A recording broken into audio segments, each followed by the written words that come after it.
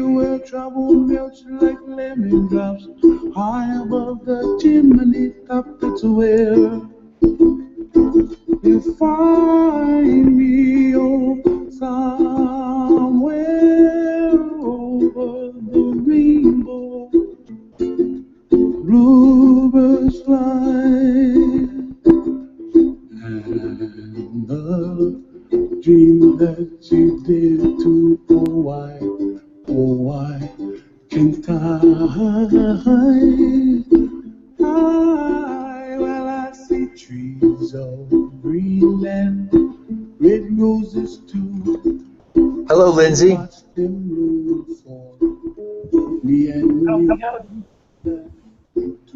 Oh, it's going all right. Glad to have you stop by. I had some, a little music on to kind of, instead of me just blabbering, waiting to say, to fill dead air, I thought I'd play some music. So, welcome to the Nut Hutch. John, welcome back to the Nut Hutch. How y'all doing? I can't stay long. I got Bible study in half an hour, but I figured I'd stay for 25 minutes or so. All right. Well, welcome. Glad to have you here. Get my camera going. What are you studying in your Bible class today? We are going over Psalms. We have been going over it for 4 weeks now. Right on. So you're just taking like an in-depth look at Psalms then? Yeah, I think we're going over 119 right now. Coolness. What we're doing here tonight, or at least the theme of the talk, would be on Parsha. In Judaism, the Torah is broken up into weekly readings, and every week, from Yom Kippur to Rosh Hashanah, it's a new section of the Torah, a new Parsha, which fits in with, it kind of fits in with the seasons as well. I really think that it applies well to the passing of, when things pop up at certain times of the year. It's a lot of fun. That's what we're doing here. There's a link provided by Reuven in the sidebar here, with a link, which is good to have. That's actually, I've gone there too. I read in the Chumash, and then I looked up some of the Rashi they have there on the Chabad website, on that link there, and with some great commentary. In fact, let me go there myself. This Torah portion is Numbers 16:1 through 18:32. would be the section we're discussing. It's the theme. I've sat down with Parsha when we were studying Parshas, and I've seen the rabbi go on for an hour and a half, and we talk about all sorts of stuff, learn all sorts of stuff, and then get around the last 15 minutes of it. Oh, we're going to get this in, so it's not like I don't want to say that we're going to be militant about it, but good, healthy stuff. And John, how the heck are you? Hey James, how you doing? Peachy. I'm a little tired. Had a long hangout yesterday and haven't slept much, so. Lovely. You're going to be lots of fun. So I'll probably just be right now chilling for now and listening and. Well, chill.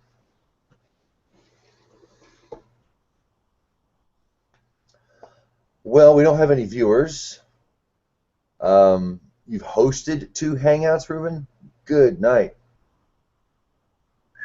Yeah, I saw one invite, but it was like, no, I couldn't stay. There's no way I had time to stop by or anything. My boy's in town. Baby's in town, as always. I haven't gotten a lot of sleep either, John, so, you're not alone in that.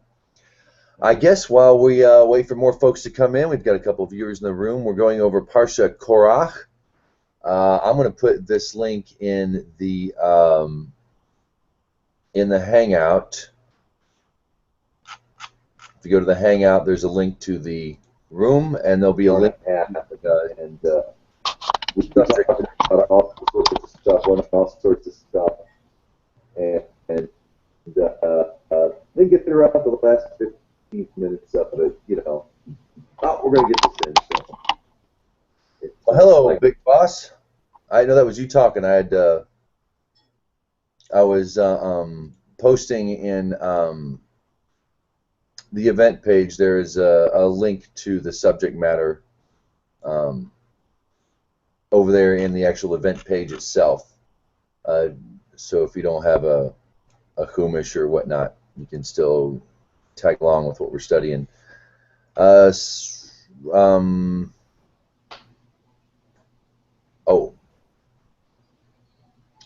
Check the chat, Big Boss.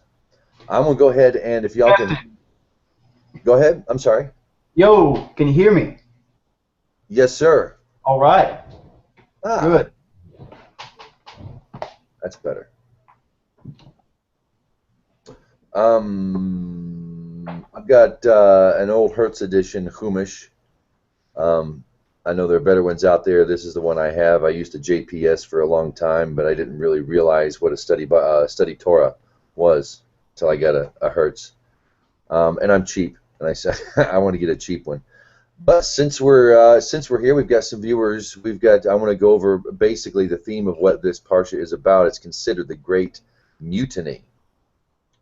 Korach was a man who was actually, in a lot of ways, some say he's ahead of his time, but he's the guy who tried to rival Moses.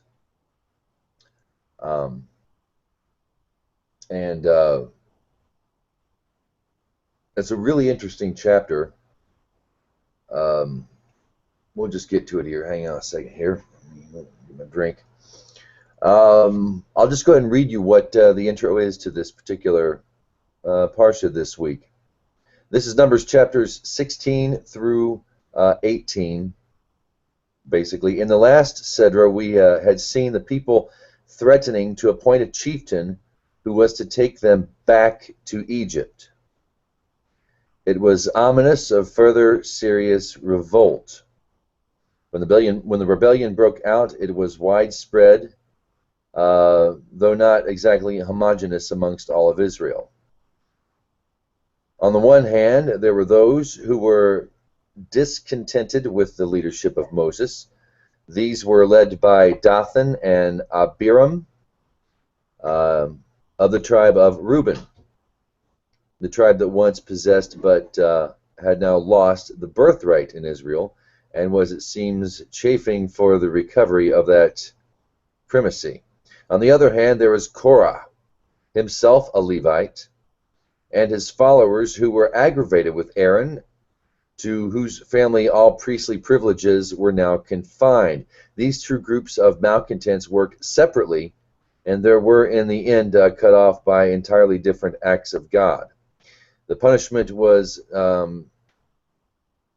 signal, since the vindication of Moses and Aaron had to be complete. Otherwise, anarchy would soon have destroyed national unity, and in its trail, there would have followed the total frustration of whatever divine mission was in store for Israel on the arena of history.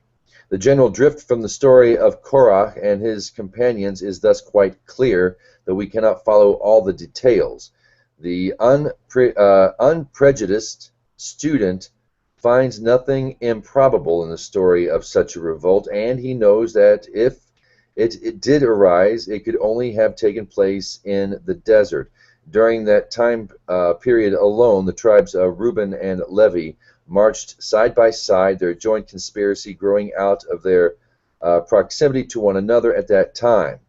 These two tribes afterwards became entirely parted, asunder in their characters and fortunes. Circle of the settled civilization of Palestine and other hovered out the very outskirts of the Holy Land and chosen people, and dwindled away from a Bedouin tribe. But the story of Korach belongs to a time when Levi was still fresh from the great crisis at Sinai, and by which that the tribe had been consecrated and divided from the rest, when the recollection of the birthright of Reuben still lingered in the minds of his descendants.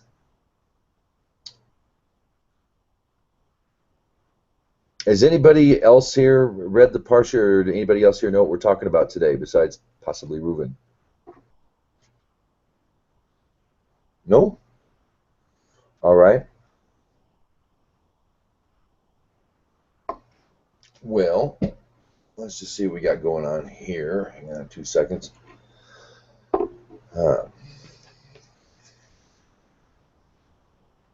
Get me L'chaim.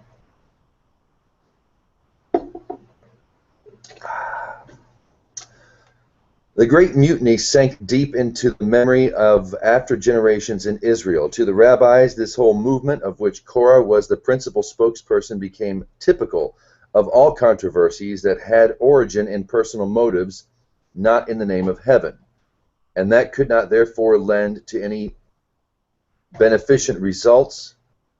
In rabbinic legend, Korah was consumed by jealousy of his kinsman Moses. Quote, "He has passed me by in the appointment of all the high offices," unquote. He is made to exclaim, "Therefore I will stir up rebellion against him and overthrow the institutions founded by him." Korah, the rabbis state, begun by attempting to make Moses appear ridiculous in the eyes of the people.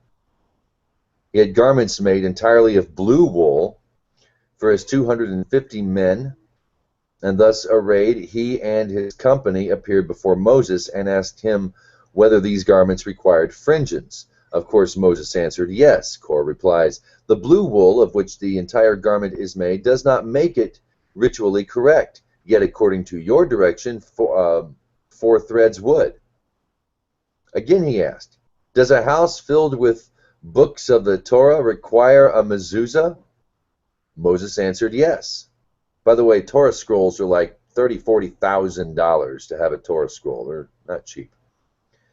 Does it require mezuzah? "Yes," Moses answered. Then Korah said, "The presence of the whole Torah does not fulfill the commandment, yet thou sayest that a few verses thereof contained in the mezuzah do make the house fit for human habitation." For those who don't know what a mezuzah is, you'll notice if you go over to an Israelite, a Jew's house, they will have, usually it's in like a box. It'll look like a little wooden door, well, about that big, wooden doorbell, but it's actually inside, it's a scroll. One of the commandments in Torah for Israel is to keep a scroll of it's like 2 paragraphs. It was for 2 verses, I think, even of the Torah, and they put it on the doorpost. And it's not really told why, but to do it, I haven't known why too much, but God says do it, so it's done. So that's what a mezuzah is. If a house is full of Torah scrolls, you still need this one little bitty extra on them. And yes, yes, you do. Then Korah undertook to show that the laws instituted by Moses were hard beyond endurance. This is quite often a Christian account of the law, that it's too hard to keep. He told the following parable. A poor widow has a field. When she came to plow it, Moses forbade her to plow it with an ox and an ass together. When she began to sow, Moses forbade her to sow it with mingled seeds. At the time of the harvest, Moses ordered her to leave unreaped the corners of the field and not to gather up the gleanings, but to leave them for, of course, the poor. He furthermore demanded that the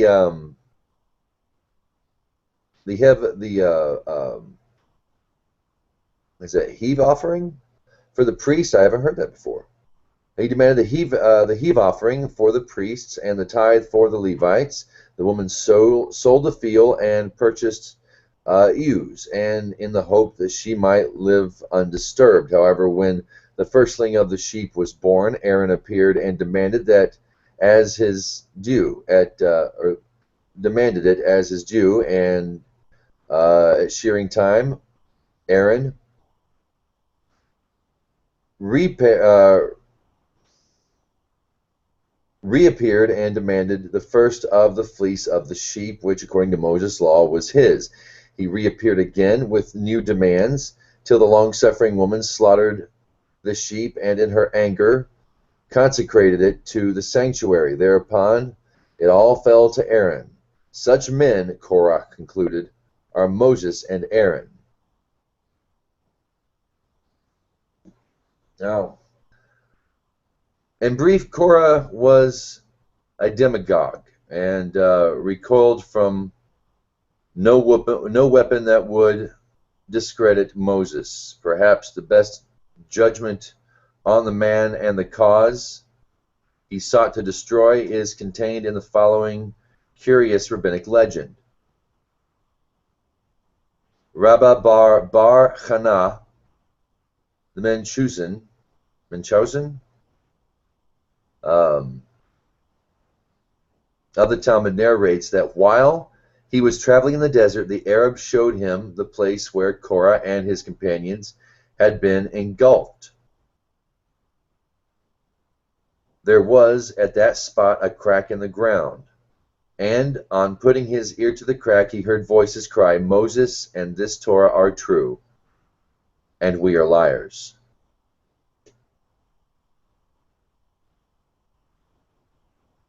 That's if you're not familiar with what happened, the ground, literally, the mouth of the earth opened up and ate up not only the rebellious leader but their followers. I've had one rabbi tell me, or I've had a couple rabbis say that it was an earthquake or sinkhole, and I've had other rabbis teach me that the mouth of the earth was created on the 6th day. And I don't understand that. It seems to be different. It seems a big difference, but there's just something to start us off. I don't want to read the whole Parsha right yet. I'd rather just kind of kick back at this point. Are there any questions? Anybody have anything to talk about? Was anything interesting said in the pre-Noachide Nexus Hangouts today?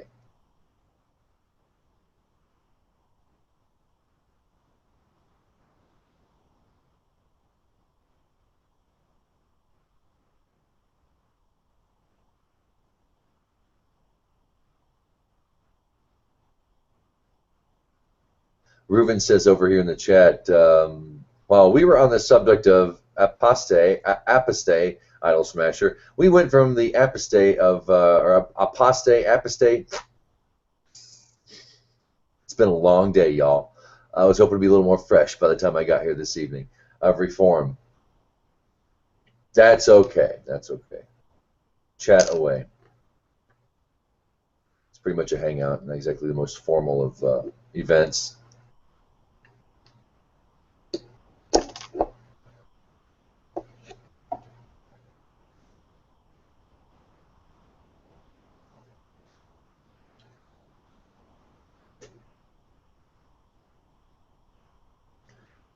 I like how God warned people, you know, before the earth ate up everybody. God says, "Get away from these guys." I mean, He warned them. I mean, of course, a lot of them complained afterwards. I mean, the ground opened up and ate up the people who were rising up against Moses. And it's like, why should Moses be our leader? And I don't know. I never really thought of Moses necessarily as a leader. I always saw Moses as a servant. I know we want to look at, you know, Moses on a pedestal and the great and wonderful Oz, but he was a servant, and he had probably one of the hardest jobs in history. I mean, he had a dirty job. He had a hard job. He had a hard job. It would be difficult after hearing God speak and you know, having Torah transmitted directly as Sinai, and then call Moses the leader. You know, it makes no sense. I don't understand.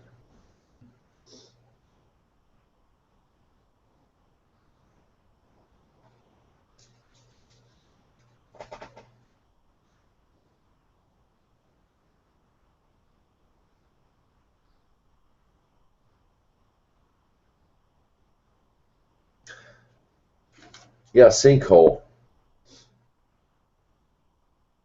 When I covered this in Torah class a couple of years ago, when I was in steady Torah class, not but a couple of days before, a big, huge, like 4 or 5 city blocks in Mexico or South America just went straight down in the earth, and a couple more were happening around the world, and Rabbi Dove was very, no, not the same thing. So it was created on the 6th day. I hear.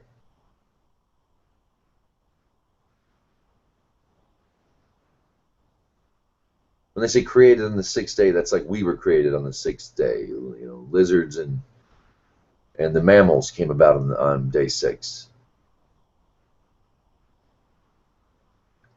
J-Dubs, welcome.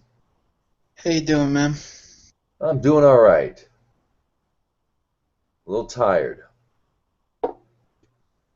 Yeah, I hear you, man. It's been a rough day, huh? A little bit. It's been long. I've just had a lot of work to do, and I've been working a lot and just not sleeping as well as I should, because I feel I have more important things to do than rest. Done this before many times in my life, and it always comes to the same conclusion: is yeah, you know, you need rest. And then I forgot I need rest. Now I need rest. Yeah, I gotta start sleeping better. I have to start drinking more water, too. That's another problem I have. Fluids? Yeah, I definitely don't drink enough liquids, yeah. I can go a day without drinking sometimes.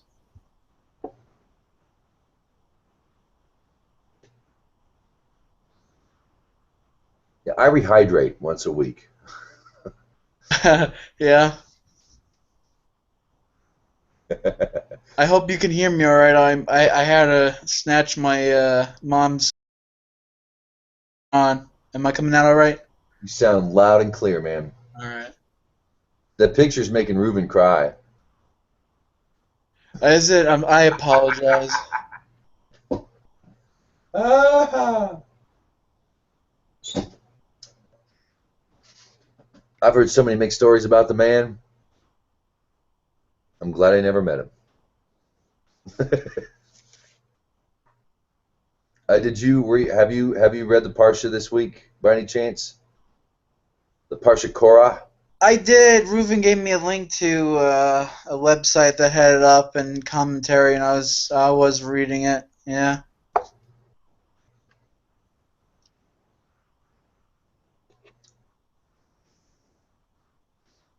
I just decided we'll just do the Parsha. Honestly, I hadn't read a Parsha since in about I haven't looked into a Parsha in I guess 5 weeks now. A little lazy. I thought we're just going to do a Parsha talk. And Reuven had written that he's like, this will be a very fitting Parsha. And I read it. And it does seem a little fitting, doesn't it? Just slightly.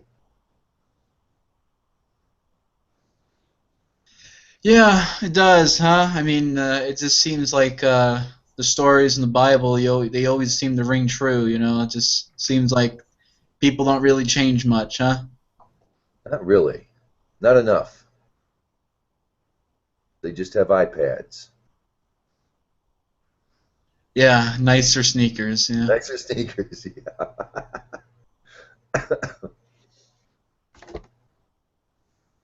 What was that Lewis Black said? The only reason I wrote Torah is so that the Jews in the desert wouldn't complain about not having any air conditioning. Other than that, no. Lewis Black does crack me up.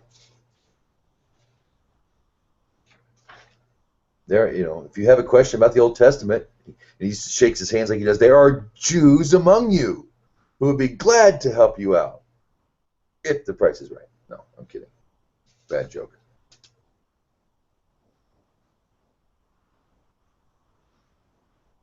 Yeah, what's going on with Lewis Black? I haven't seen him around in a while. I have not either. I think he was on something like a celebrity game night or something. Not a big part. Maybe had a cameo in a movie recently. Yeah. I enjoy his comedy. Long time ago, I saw him when he first started coming on late night with Conan O'Brien, and he would get the gimmick or his act. You know, he would get very angry. He would just get. That was the thing. He wasn't quite as smooth as he is on some of the HBO specials we have on him now. He was definitely, he would just get really angry, but his anger, it was funny. It was his gimmick.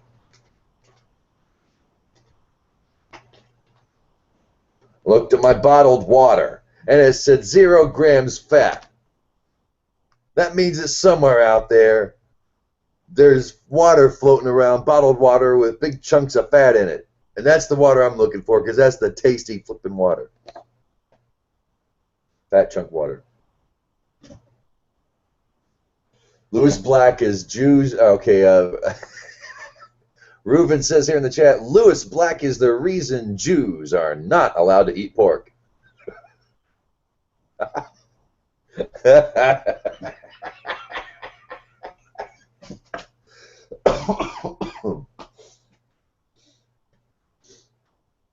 Yeah, well, my first wife is the reason why Moses didn't write the 11th commandment. He never met her. But if he'd met her, there'd have been an 11th commandment. Ex-wife jokes. Okay. It's Thursday in the middle of a hot June. This is the Noachide Nexus. And for our viewers out there, our whopping one viewer, you are welcome to come in here and yap. Apparently people have been yapping all day, so I'm catching everyone at the tail end of a big, nice, long conversation. And if they're going to allow me to talk, you know, we could just stop right now because I could go on, and I enjoy listening to myself talk. I don't like listening to myself recorded, but I can talk. Reuven, you want to invite some people into the room that actually want to discuss any, you know, Bible? Maybe just having. I got on YouTube on our Roku. We finally got YouTube finally allowed themselves to be on Roku, and looked for Parsha Korach, and there was the event started today, so it shows up. Maybe just having that there, maybe just a word Parsha and Noachide in the same screen might have been enough. Probably don't need to discuss anything. Probably not much to discuss.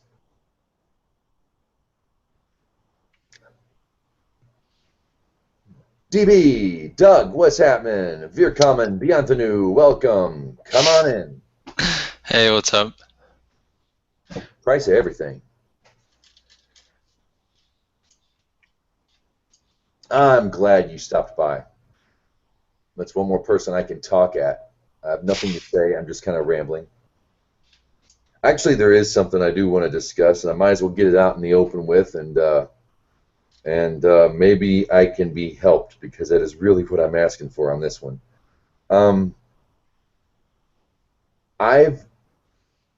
I've been blessed to have rabbis who took the time and effort to teach me and who have been very good to me, and other Jews as well.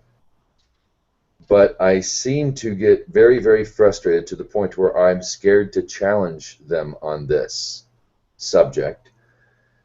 And so I run, fight or flight. I flight. I don't really want to.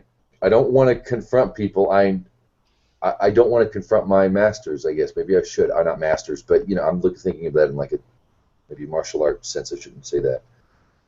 I don't want to argue with them about this because I don't like it. I don't like it when people get really, really, really nasty. And on this topic is a real sensitive issue. But I'm family to some Muslims, and I've lived with Muslims. I've worked with several Muslims. I frequent Muslim stores around here, or Muslim run, or at least people behind the counter are Arab folk. And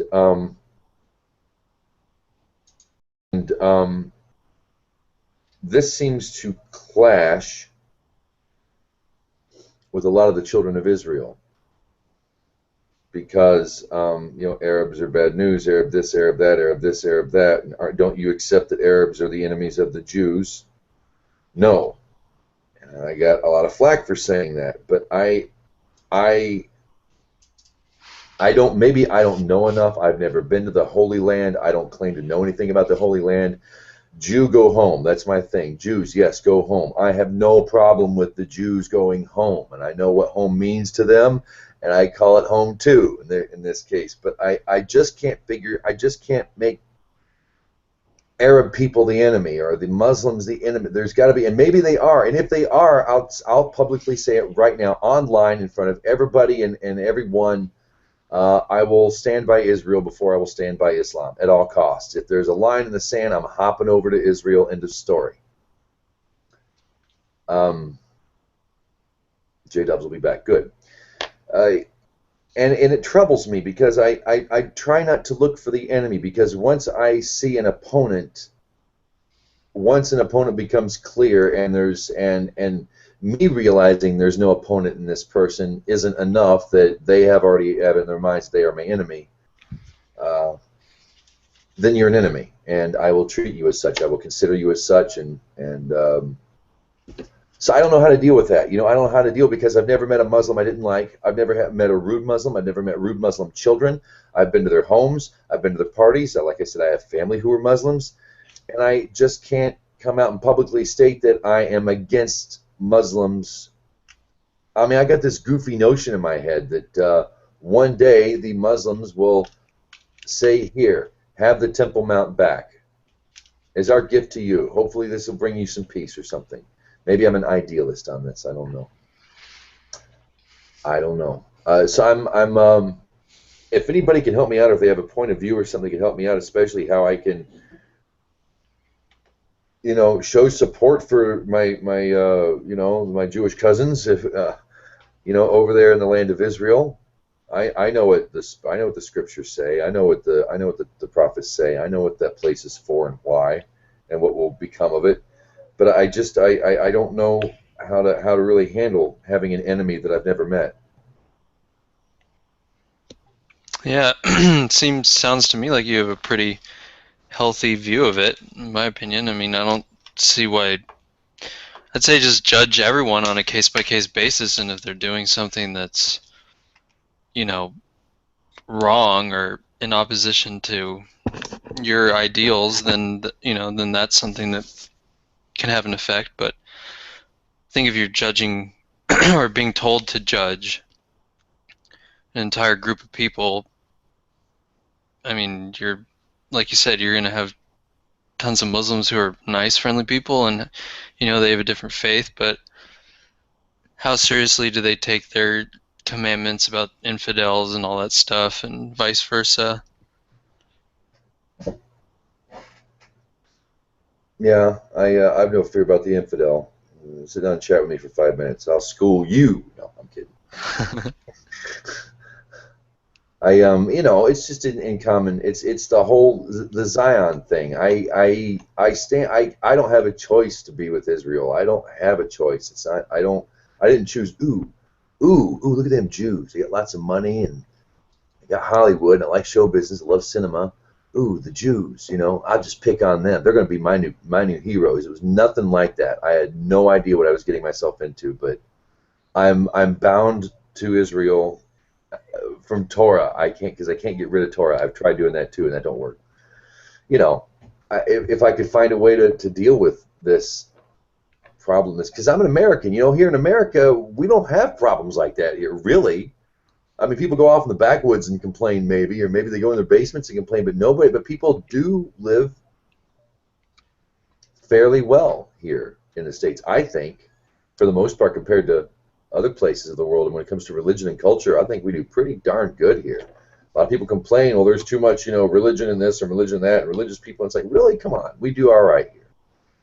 Have I ever read the Quran? I read the first surah, and honestly, Reuven, there's a whole shit ton of bitching about the Jews. That's all I got out of it. The whining, complaining, moaning, bad-mouthing Jewish people. And at this time, I was deep into Torah study, and I was taking 3 different Torah classes a week.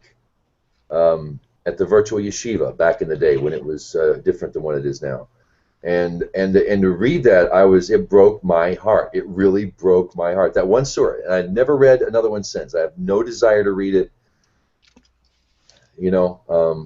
But yeah, an awful lot of griping about the Jews. Yet when I've sat down with Muslims and talked with them about it, they say that the Jews are their little brother.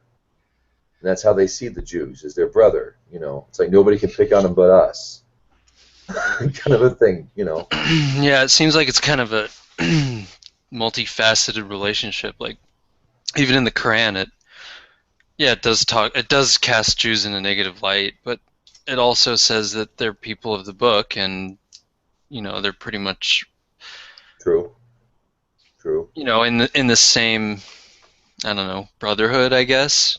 Obviously, Islam just says that they have the most latest and updated revelation, but yeah, I don't know. I think more than the religious component on disagreement is the political, and obviously they're intermixed, but I think that the political problems have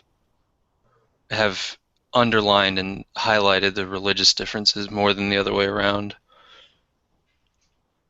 Like, all the stuff going on with Israel and Palestine, and obviously the Arab world sees the Palestinians as the underdog and the Jews as the oppressor, and Jews see it the other way. And yeah, I think a lot of the I think probably almost all the issues in modern Islam and Judaism really stem from political concerns rather than religious disagreements. I agree. One of the reasons why I fear a secular democracy in the Holy Land. That scares me. I wonder if it just seems like it would be bad news for Jews alone. And I think that secular democracy bit, bikinis on the beach and stuff, is what kind of pisses off Arabs. If maybe they've been around the Goyim too long when they came home. I don't know, but Jews have always been there. Here's the other thing that I don't get. Jews have always been around. They've always been there. They never left the Holy Land completely. I heard that 80% of what we call Palestinians today are of Jewish descent. Yeah, I've heard that too. I'm not sure what the deal is with that, but I don't know. Like, I think having it to trace it back that far is not helpful, because I mean, in what other situation do we do that? I mean, do we go, oh well, the Indians were in the United States first? At some point we just have to accept history. Obviously, if it's really recent history, then it can play a role, but we're talking ancient history, and I think we just have to deal with politically. I mean, I think it's better just to deal with the situation as it is right now. Because I mean, even if you could say like, you know, the Jews always had a presence in the Holy Land, and they've, you know, that's true. But honestly, like, do you think that's gonna sway any Palestinians, for example? Do you think that matters to them? And like, if Arabs say, well, this is all our land, and you know, Israel was created after World War II, and all these European Jews moved in and pushed all the Palestinians out. I mean, do you really think most Jews care about that? You know, does that affect their view of the political situation? I don't know. What do you think? I mean, do you think that?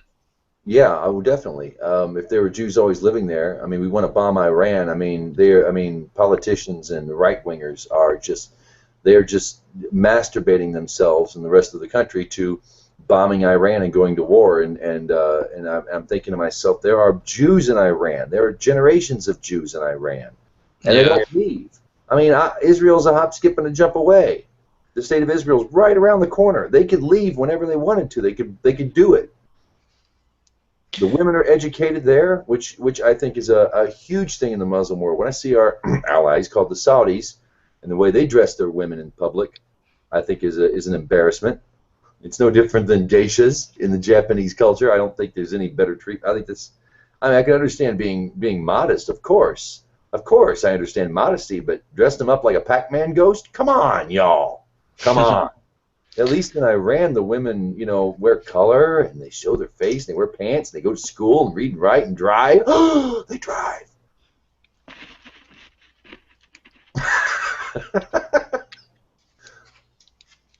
They don't? Yeah. No. No. Sorry, I Big was Buck getting a drink of Hackworth water. was texting. Have you known Mike Hackworth, sir? No, Mike? We have two texters in the room. Yeah, I've got a mic. Yeah! There he is. I've never done this before, so I'm figuring out the buttons to press. Right on. Well, hey, I am honored that I was the first one you showed up to. Cool. It's a great gizmo that Google's done. I think it's a great gizmo. I hope that maybe a rabbi or two might take heed and maybe have an actual class, you know, which would be awesome. I think. Yeah, Idol, I don't think you have a problem. I mean, in my opinion, like, seems like you have a good assessment of the situation, and I think your views on Islam sound fair to me. And I think the more you can compartmentalize the political versus religious differences, the better off you'll be, probably. So if you have rabbis pushing you to like demonize, is that what you're saying? That you have a lot of rabbis who are saying that, or that they do demonize Islam or something? It was not necessarily demonize Islam's. It wasn't the rabbis speak different. This is just like a general thing. I was in Memphis and we're at Presley Place, and across the street's one of the schools that is not well kept, and we get on talking about things, and it's the Muslims. They're doing everything. They're just making everything worse. Those Muslims, and right. And I wanted to join in, but you know, but before, when I says, well, I don't know, you know, I've never met a Muslim I didn't like, and they get upset. Well, and they go to Israel. Well, whose side do you choose there? It's like, well, I mean, it's like the fact that I have to choose sides. Of course, it's Israel, but maybe they're angry for a reason. Maybe these guys are hacked off for a reason. Maybe that's all I'm saying. And this is, you know, and it's got nothing to do with who I'm siding with, but know thine enemy. You know, if I can't, you know, like kicking the Jews out, stupid. I mean, but if it's truly a Jewish state, what are Muslims doing there? If it's truly a Jewish state, why is there a mosque instead of a temple being built right now? If it's truly a Jewish state, why isn't it run by Torah? Why is it a secular democracy? Why doesn't the president of the place wear a yarmulke anytime he's in public? How come I don't see him at the wall? You know, if it's truly a Jewish thing, why are there still Arabs there? If it's such a problem, why do we have, you know, why are Arabs available or even there to protest and sing their songs about getting rid of the Jews? I don't understand.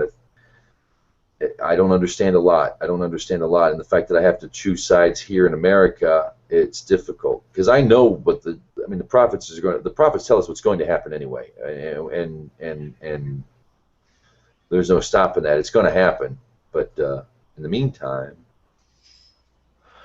Yeah, I don't know. It sounds like maybe American Jews are kind of using a pronouncement against Islam as like a modern day shibboleth. Like, are you with us? Or are you against us? You know, maybe that's why they're kind of asking you the question to see if you're in the group all the way or not. I don't know. I can understand that. It's not like they haven't had problems in the past with outsiders. Yeah. But, you know, once people develop a group identity and it's policed to some extent against outsiders, even if it's an open group, I mean, they still, you know, they still quote unquote police the borders to some extent. I mean, otherwise you don't have group identity anymore if it's just totally porous.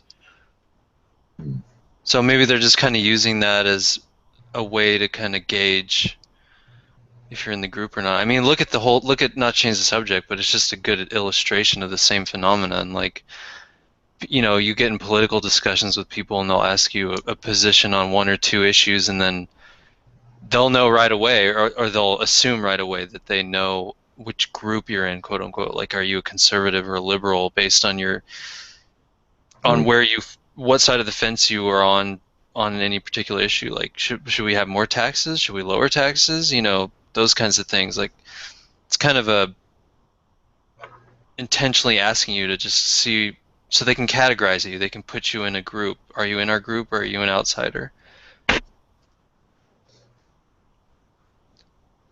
I bring it up because why it's been on my mind is this comes to the point to where it's I mean, in this teaching, it's when when Moses got challenged, um, the challengers got eaten up. The earth done swallowed them up whole. I guess humans are kosher for the earth.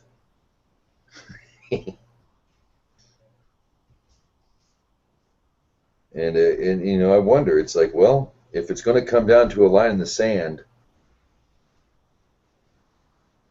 I know where I stand on it. And Yeah, but I don't think there's any reason necessarily, especially in the U.S., to be hostile toward outsiders if you don't have to be. You know, I mean, what is it going to hurt the cause or something if you're friendly to Muslims out on the street? Like, what exactly do they want you to do? You know? that's what bugged me, and I left rather than confront because it was such an extreme us and them, Yeah. and I know that I don't know. It sounds bad. To me, it sounds bad. I feel like there's a part of me. I don't know if it was I felt unworthy or what, but I just kind of had to leave their company. I had to move along. Now I miss them. Now I miss them. And when I read this, it's kind of reaffirming. It's like, well, maybe that's what they were looking for. Maybe this was the line in the sand that was drawn. And Moses says, get away from these guys. Don't even be anywhere near them. Go, go, go. And they got eaten up. So maybe that was what it's about. Maybe I should publicly, come out and say, yes, I will stand with Israel. They've been very good to me, and yeah, they've been very good to me. So as many disagreements as I have with Jewish folk. Yeah. Crazy stuff, man. And the other thing I like about this is when God said move away from them, and then they, I guess this is guilt coming out. It's like inner guilt being expressed because once, Korah got eaten up and all of them, they God said step away from them, and then when they got eaten up, they all started complaining. As though God's going to eat us up too. Oh no, this is horrible, and look what happened. Fire consumed them. Moral of the story: don't fuck with Yahweh. Yeah.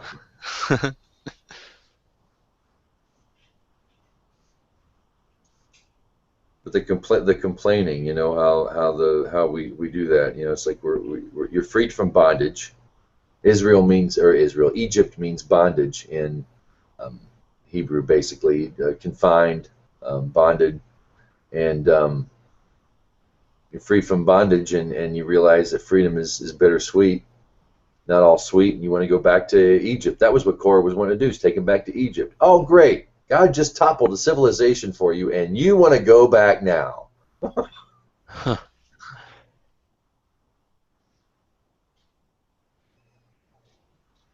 Moses has chosen to serve both you and God, and you're going to turn on him now. Okay. The whining and the complaining, I find that to be a weakness in myself. Sometimes I have looked back in my life, not not all the time, but I do notice when I look back and have wondered why couldn't things be like they were then? Why they had to change? Why is it? And then when I started studying Torah, I thought, I don't want to be like a whining Israelite. I don't want to do that.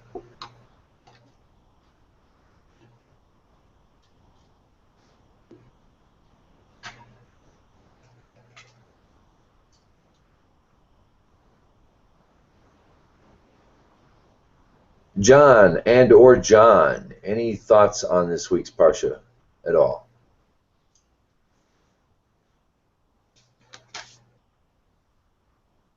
No, just listening to you. I'm sorry.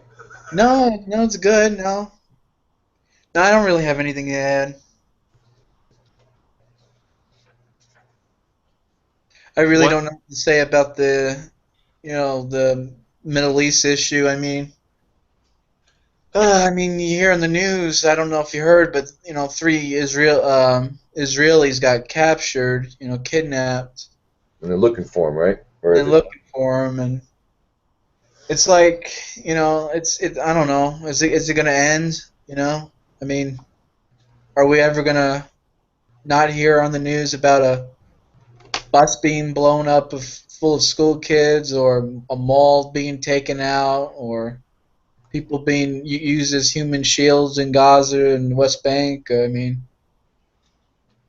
It's just like I don't know. I don't ever hear in the news about some Jew blowing up a hospital or something. no? Maybe they do, and we just don't hear about it. But it just doesn't seem kosher. You know what I mean? It doesn't. No, it doesn't. One of the reasons I'd ask this on my page. Are there is there anything required by Israel, or anything required or incumbent upon Israel as far as the treatment of the Arab people? Because he was pretty specific with you should not keep an Edomite in contempt. You can't turn away an Egyptian, for you were once visitors in their land or outsiders in their land, whatnot. But I'm trying to look for something where he specifically gives any special instructions for the Arabs, because if not, I don't understand why Israel doesn't just carpet bomb their enemies and eradicate them from the face of the earth. Make a nice little moat around the state of Israel. Why, if they are enemies, why aren't they being dealt with as enemies? Why aren't they being dealt with like you're supposed to deal with them? Kind of like how we dealt with Japan in the end when we couldn't win. We bombed the ever-loving crap out of them. We killed a shit ton of people. And it stopped, like Gaddafi. I don't know if anybody was alive in the 80s. We had a crazy, it was sold to us. I don't know the real story, but what was going on was, Gaddafi, who was president or leader of Libya at the time, was encouraging and supporting and I guess providing the means to a lot of airplane hijacks that were going on at the time. A lot of them. It was a little insane. It was part of the daily news for us as kids. And Reagan one day sent over a couple planes and bombed his house. Didn't kill him, got one of his kids and a couple other people, I think, and injured others, but the terrorism stopped. For that, the plane hijacking that was like once a month. Maybe you get a new plane hijacked by some crazy Muslims. Stopped. You just didn't hear about it for at least 5, 6 years. It's like, why aren't we just, if Israel has enemies, why are they still living? Why are they still here? Is it because we don't want to fight like old-fashioned wars used to be fought? We want to be good and sweet, and everybody just stand in a big circle jerk and hold hands, and everybody just be a multicultural, utopia, and we're just gonna believe it and ban all guns and things like. Is that really going to work? Stop doing that now, Muslims. We're just going to make this very bad for us when you do that. You should treat them like an enemy if they're your enemy. And maybe that's something I need to talk. Maybe I should go over there and stand on a soapbox and tell the Jewish people, hey, if they're your enemy, eradicate them. You don't let them keep bugging you and then bitch at me about it halfway across the world. I don't want to. If you can't handle them, if you can't make peace, why are they still living? Why are there Arabs alive in Jerusalem to protest Moses, to stand against Moses? Why is it okay for them to freedom of speech? I don't understand that secular democracy bit in Israel. If it's truly a Jewish state, shouldn't it be? I mean, are we going to get serious, or what are we doing over there? What is this thing that's because if they're drawing the lines in the sand. Here you go, quote Reuben wrote here, no Muslim has the right to interfere with the gathering of the Jews in Israel as this is the will of God himself. Dr. Tawfiq Hamid. Well, that's how I see it too. Let them come home, for goodness sake.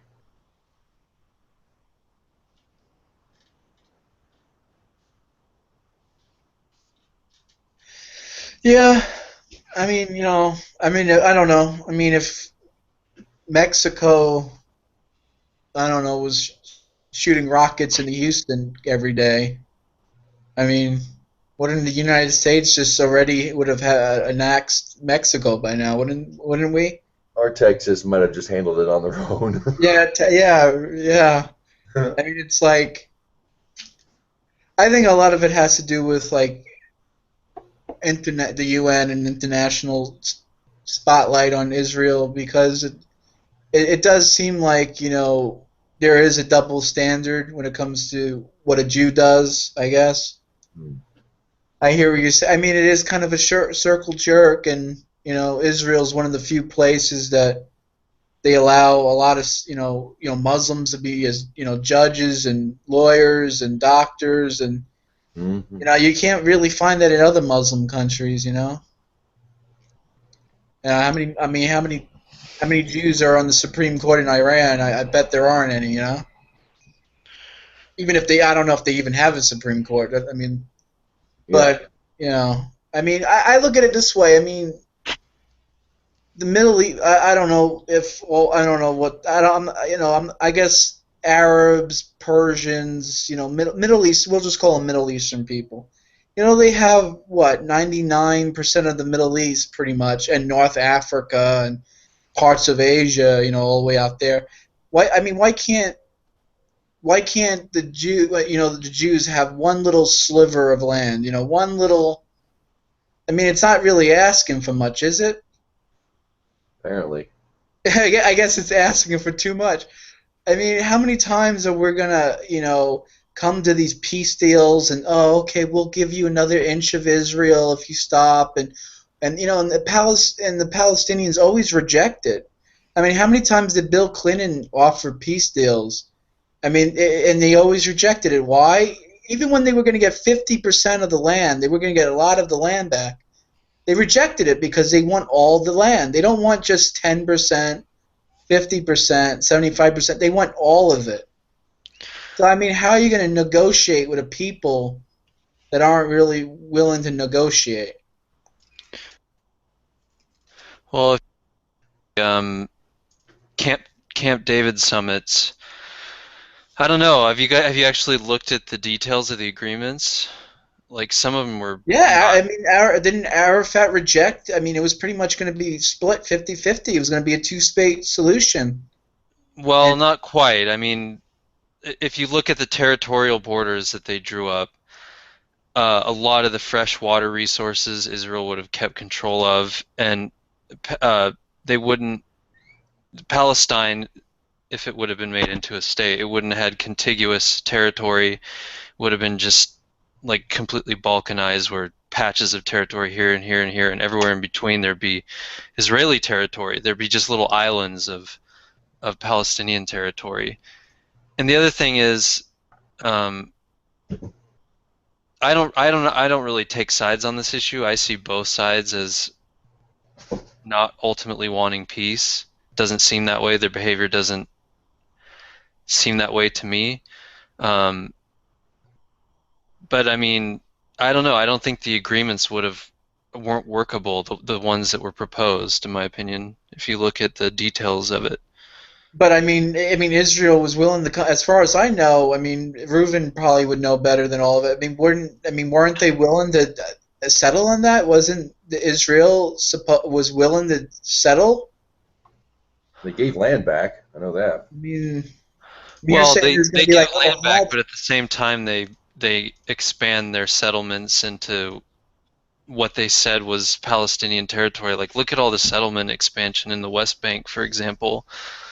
That's in direct violation of like several UN mandates. I mean, that's a big problem why Israel can't act unilaterally. Like Idle was saying, is pretty much the entire world is against, Israel taking over the entire territory of Palestine. The only reason they've even been able to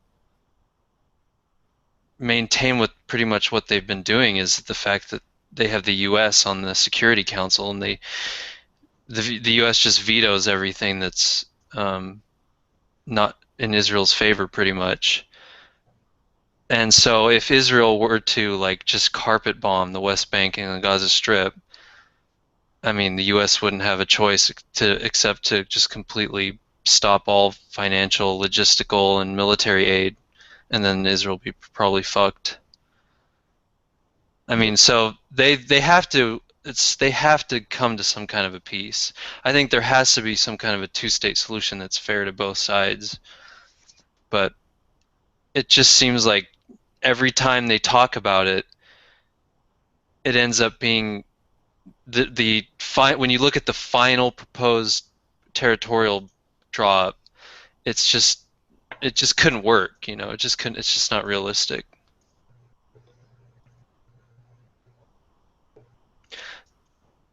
Well, I would say the only realistic solution is a one-state, solution, and that's Israel. Just What do you do with all the people that have been living there for so long, though? Where do you send them? They can. They can choose to stay, or they can choose to go back to whatever they are. I don't accept that there's a such thing as a so-called Palestinian. They're either Jordanian or Arab. So you have Saudi Arabia, which is a nice big country they can go to, or they can go to Jordan, which is a nice big country. Reuven was saying we already have a two-state solution, a Jewish state called Israel, and an Arab state, like you're saying, called Jordan. Well, there you go. So there's no two-state solution. They don't want Israel. They want the whole thing to be Palestine. Is that what I'm getting at? How much is it? How much land does Arabs and Jordanians and Persians and all these other types of people? How much land do they get? Israel. They have. The country has significant religious roots in Judaism, obviously. It means a lot more to them than anyone else. What's the Muslim reason for there should be a Muslim second state? What's the logical reason? I think it's because that's where Muhammad... Because Muhammad rode to heaven on a jet-propelled unicorn on a black rock that's underneath the dome of the rock? Something like that, yeah. That's where he rose up. So even though when it's time for them to pray and bow to Mecca, their asses will be pointing at the temple, at their own mosque.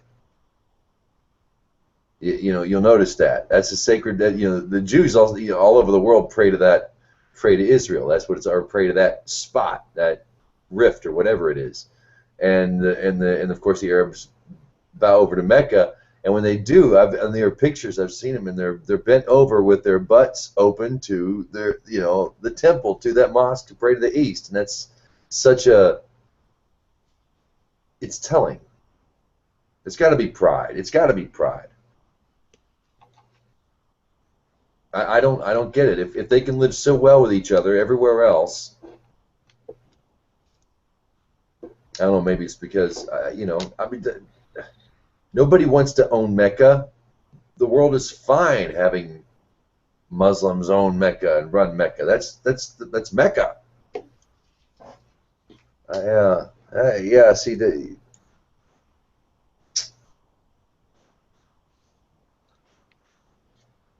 I don't know. I don't Yeah, know. I mean, atheists, Jews, Christians, they can't even go to Mecca, right? As far as I know, they're not even permitted. Really? Yeah, Reuven, is that true? Or is that can they go to Mecca, but they can't go to that stupid thing in the middle of the town? Oh, the pillar. Okay, no non-Muslim is permitted anywhere near Mecca. So I mean, okay, so the UN and all you liberals out there, that you love that bigotry, huh? Just the Muslims having their hatred towards non-Muslims, but that's okay. No one's gonna send the UN your resolution to fix that human rights violation, huh? But God forbid a Jew sneezes the wrong way, there's gonna be like we're gonna have to do something about that today. Yeah, it is interesting. I mean, the Jews will give a Christian missionary all kinds of hell in Jerusalem, but you're allowed to go to Jerusalem. That is interesting. The Christians go in there, and I got it. Something's working, because apparently in history, there's never been this many Christian people who have been more supportive of the Jewish people and the state of Israel in general. What I think Israel should do is grant the Palestinians their own state, Gaza Strip plus West Bank, get rid of all the settlements, and then if Hamas and the Palestinian people are still supporting terrorism against Israel, that will send a clear message to everybody in the world. Basically Israel. Yeah, but I mean, you have Palestinians living in the West Bank. They don't have any rights. They've been living there for a long time.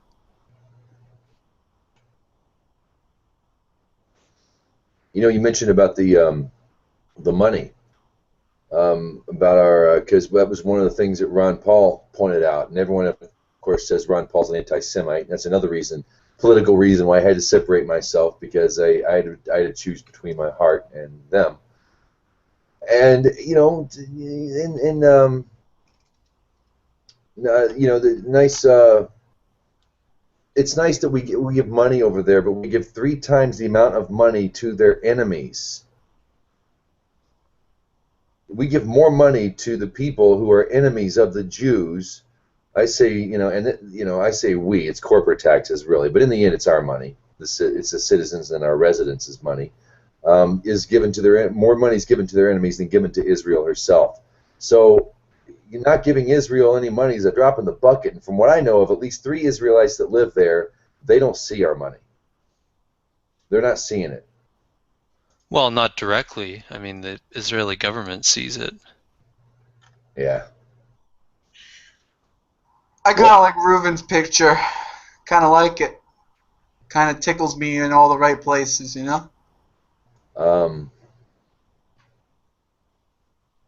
Oh, that's the land of Israel. That's Eretz Yisrael. That's not the state. There you go. Yep. You recognize it right on the spot. It's good. Yeah. It always reminded me of Virginia. That's why it was easy to remember. Oh yeah, Virginia. Virginia. Yeah. That means I grew up in the state that's a part of the sea. Yeah. Oh, yeah. That's the land of if only we if folks in fact I'm going to put this link. It's huge, but I want to put this link in the Noachide Nexus event page where you find the link to this week's Parsha Korah, and the link to get in here to chat. I want to post this map showing you what it means by the land of Israel. When you hear the Bible talk about the land of Israel, they're not talking about the modern day state. The modern day state is a fraction of the land, and it's a separate government, yada, yada, yada. It's not quite the same thing. But this, if you're watching, or if this is, and if not, you can message me. I'll find it for you. But if you're here tonight, check out this little map and look at all the other maps you see of Israel. And this is actually what David bought, if I'm not mistaken, right? Is this the land that David bought from the Jebusites? The map is a bit off, according to Reuben here. He says, map is a bit off, as we are promised from the banks of the Nile to the Euphrates. Ooh. Yeah, you get a little bit more on the left there, but yeah, I guess they couldn't just fit it all in one image. It's still so huge. Alaska's trembling. No. Okay, yeah, see, yeah, there's a little bit more over there, but still, that's what's granted. That's what King David. I'm still waiting to hear back from Reuben on this. I'm hoping it right, but if I'm not mistaken, the last time that land was honorably acquired was when David King David paid cash to the Jebusites, paid for it, handshake, nice doing business with you. That's how the Jews got that land. The last, or at least the last transaction, the last legal transaction of honor. Any other time it was plucked. Oh, really? King David's kingdom was much smaller, according to Reuben here. Damascus to the Negev. Okay. Yeah, I don't think it would have expanded all the way that east. But where they're at now, King David still is that's what he purchased. And anybody else has plucked it, like Rome. And I think it was pretty much just given to, the Arab folk by Rome. I mean, really, when you look at it, that's what makes more sense to me.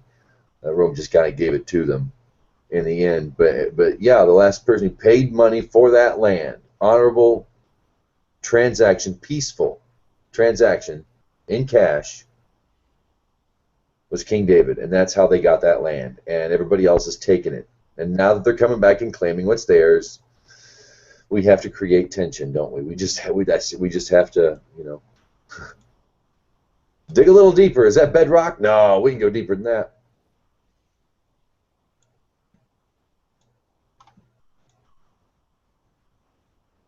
Reuven says no, the Jews were still the majority in the land of Israel until the Byzantine emperor murdered every Jew he can get his hands on. That was in the 500s. Huh. Yeah, That that's sounds like fun, huh? that's the thing. Like, how far back, I mean, do we have to go to establish who has a right to live there? I mean, is something that happened that long ago relevant to today? I mean, should Well, it be? I mean, if like all the Polish people, somehow, ended up, moving places, and you had a bunch of people moving in, and they said, a while back, Poland used to be for the Polish. I wouldn't have a problem of relocating them back to their, where they originally came from. I don't think anyone would have a problem with that. You know what I mean? Well, it depends on if you lived in the former Poland, and what if it hadn't been Poland for hundreds and hundreds of years? Well, that's what I'm saying. What And if they weren't? the culture that was there for hundreds and hundreds of years was an established culture. People lived there, had their whole lives there. Like, I mean, at some point there has to be a cutoff on. I mean, should there really be a cutoff, or should we, try to preserve, the uniqueness of the human race, and try to give each group of people their own little sliver of land? You know what I mean? Like, No, I don't know. I don't think that's possible or even. I mean, you'd have to rearrange most of the world if you wanted to do that. I mean, you'd have to pretty much Yeah, redraw. I mean, sure. I mean, we can get crazy with it if you want to, but sure. Well, I'm But saying we shouldn't do Scots live in that. a general area. The Celts live in a general area. The Gaelics live. The Nord, the Nords. I can. The thing I'm concerned with is there were women and children. There were families who were peacefully living there who had nothing to do with the Holocaust, who had nothing to do with this pathetic war of who got ransacked at the white man's gun out of their homes. Wasn't there enough? Could not the Jews find room? I don't mean that. No. Yes, I know. I am very well aware what God's word says to us about this subject. I'm talking about on a historical level. You have to understand. I'm not a Jew. I'm a dude. You know. Couldn't that have been done some? Yeah, I hear you, man. Couldn't that have been done better? That's just so white. That's so goy. That's so European to just come in and ransack people and take shit of theirs and kick them out of their homes. Just No, like that's how they did it back then. this was just 60 years ago, though. Yeah, I know. Uh, it's just so white. It seems to me there could have been something could have been done a little better. I can see the bad blood from that instance alone. Well, not just there. I mean, That's where I look can at. find sympathy for these people. Not all of them. I think 60 years is about enough. Shoot, I'm still catching crap from slavery, and none of my descendants or ancestors, owned slaves in this country anyway. My I'm still family, catching crap from that. were slaves. People still talking reparations. I'm like, good God. I mean, even black people are face palming, And it's been I 60 mean, years. So I go mean, ahead. we can go even farther than this. The UN doesn't even recognize Jerusalem as a Jewish city, doesn't it? Doesn't even recognize it as the capital or anything like that. I mean, we can't. Why don't we start off small? Why don't we start from I understand what you're saying. The white man fucks everything up. It seems like Well, it just sounds like a Viking thing to do. I hear you. Jewish. I'm descendant of Gaelic people myself. I hear you. We kind of got the rough and tumble of it too, but I mean, I don't know. I don't know. I think I just look at it rationally. It just seems like every group of people out there seems to have somewhat of a homeland. I'm not really familiar with a lot of ethnic strife around the world. I know there's a lot of people out there in the world that are fighting for some sort of independence. Oh yeah, look at China. There's like over 500 different Chinese people. They're under one flag. But why don't we just give the Jews who have an established history, right? An established culture, an established place, and just give it to them. It's not like it's rich in oil and it's filled to the brim with diamonds. It's not really much there to begin with. What's the issue? John, welcome. Glad you could join us. Yeah, that is a problem though. You're right. Like, look at what happened in Africa with colonial Africa. I mean, the Europeans drew up political borders with virtually no reference to ethnic territories, and I mean, it just caused complete chaos. And we would want to avoid something like that in the case of Israel Palestine, I think. But like I was saying earlier, uh, I think that if they could come to a final two-state solution, whatever the details were, and then even I think Israel should even kind of bend over backwards to just be extra accommodating, because then if after that Palestine gets everything they want, and if after that's settled they're still attacking and shooting missiles into Israeli territory and all that stuff, I mean, then that pretty much gives Israel carte blanche, in my opinion, to just, you know, if they grant Palestine whatever they want, and Palestinians are still going at it, then I don't think you'd have the entire world against Israel anymore. Pretty much like how it is now. Well, I mean, I don't know what you're saying. I mean, by then it'd be too late. You know, I mean, like Reuven posted in the comments section, what Palestine wants is the eradication of world Jewry. I mean, okay, we give them the Yeah, land, some eradicate the Palestinians Jews, want that. Some just want to have peace, though. right? But okay, That's a drastic oversimplification, I think. but they're not even stopped shooting the rockets now.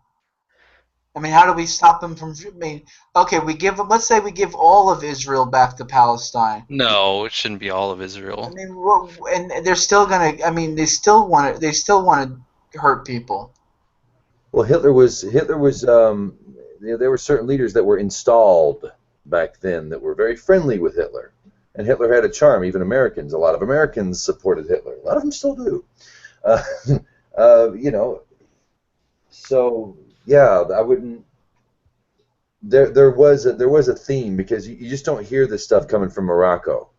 You know, you don't you don't hear that. You just don't hear this.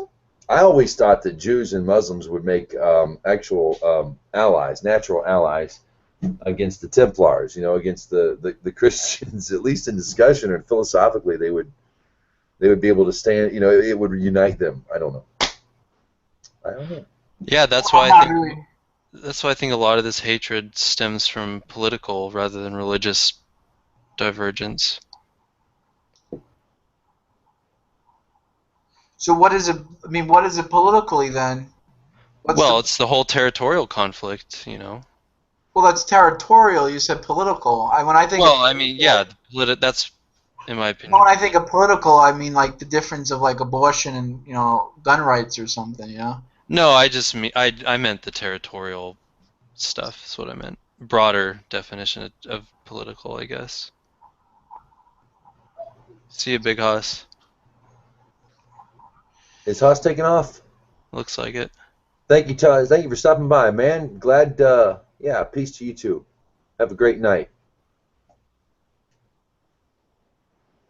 You will be notified. Absolutely. Big Boss Hackworth, one of my oldest subs. Oh, really? Wow. Yeah, from even my old channel, my Shambhala Noachide channel way back. He was, and we've only ever, we've only ever typed, done the YouTube thing. So, hi, John. There's no really a recap. We're just kind of floating at the moment. There's this week's Parsha discusses the basically a line in the sand, or amongst other things. But there was a mutiny, and there was a line in the sand drawn, and and the wise lived. Let's just put it that way.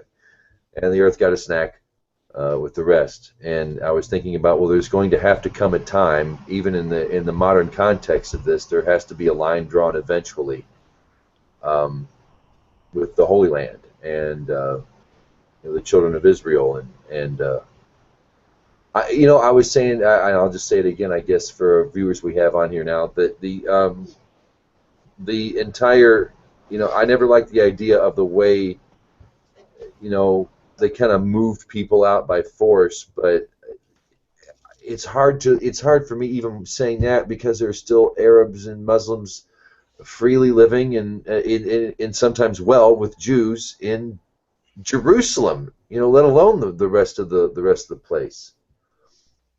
And there's still Jews living in Iran, and we're supposed to bomb them, and they're not leaving, and they're not held against their will. They even went up to what's-his-face, who just came out of office, and publicly said, "Thank you for being a good president. We appreciate you letting us live here, and we hit Torah. Our businesses are good, and thank you for having us here." And he was really cool about it. And everyone says that it's all the Jew. That Iran wants to eradicate Jews, and yet Jews are living in there. Oh well. He used to talk to I don't know where he's been, but Mateo Reuven knows who he is, and Mateo used to say when he used to go down to the Wailing Wall to pray, he used to get pelted with rocks by the Muslims. So I mean, you can't even pray. Good grief. I guess the cool ones come here. You know, Yeah. listen to rock and roll. I think in order for there to be any peace, I think I think something needs to be done with Jerusalem first. I mean, like I said earlier, you got to start small. I mean, I think off the table. I think none of this, liberal, we're going to make Jerusalem like an international city nonsense. It should be the capital of Israel, at the very least, whatever the territorial boundaries are. When we get a temple there, it will be an international hotspot, but that's because of the temple, not because Right, yeah. UN says, Kumbaya, my lord, Kumbaya.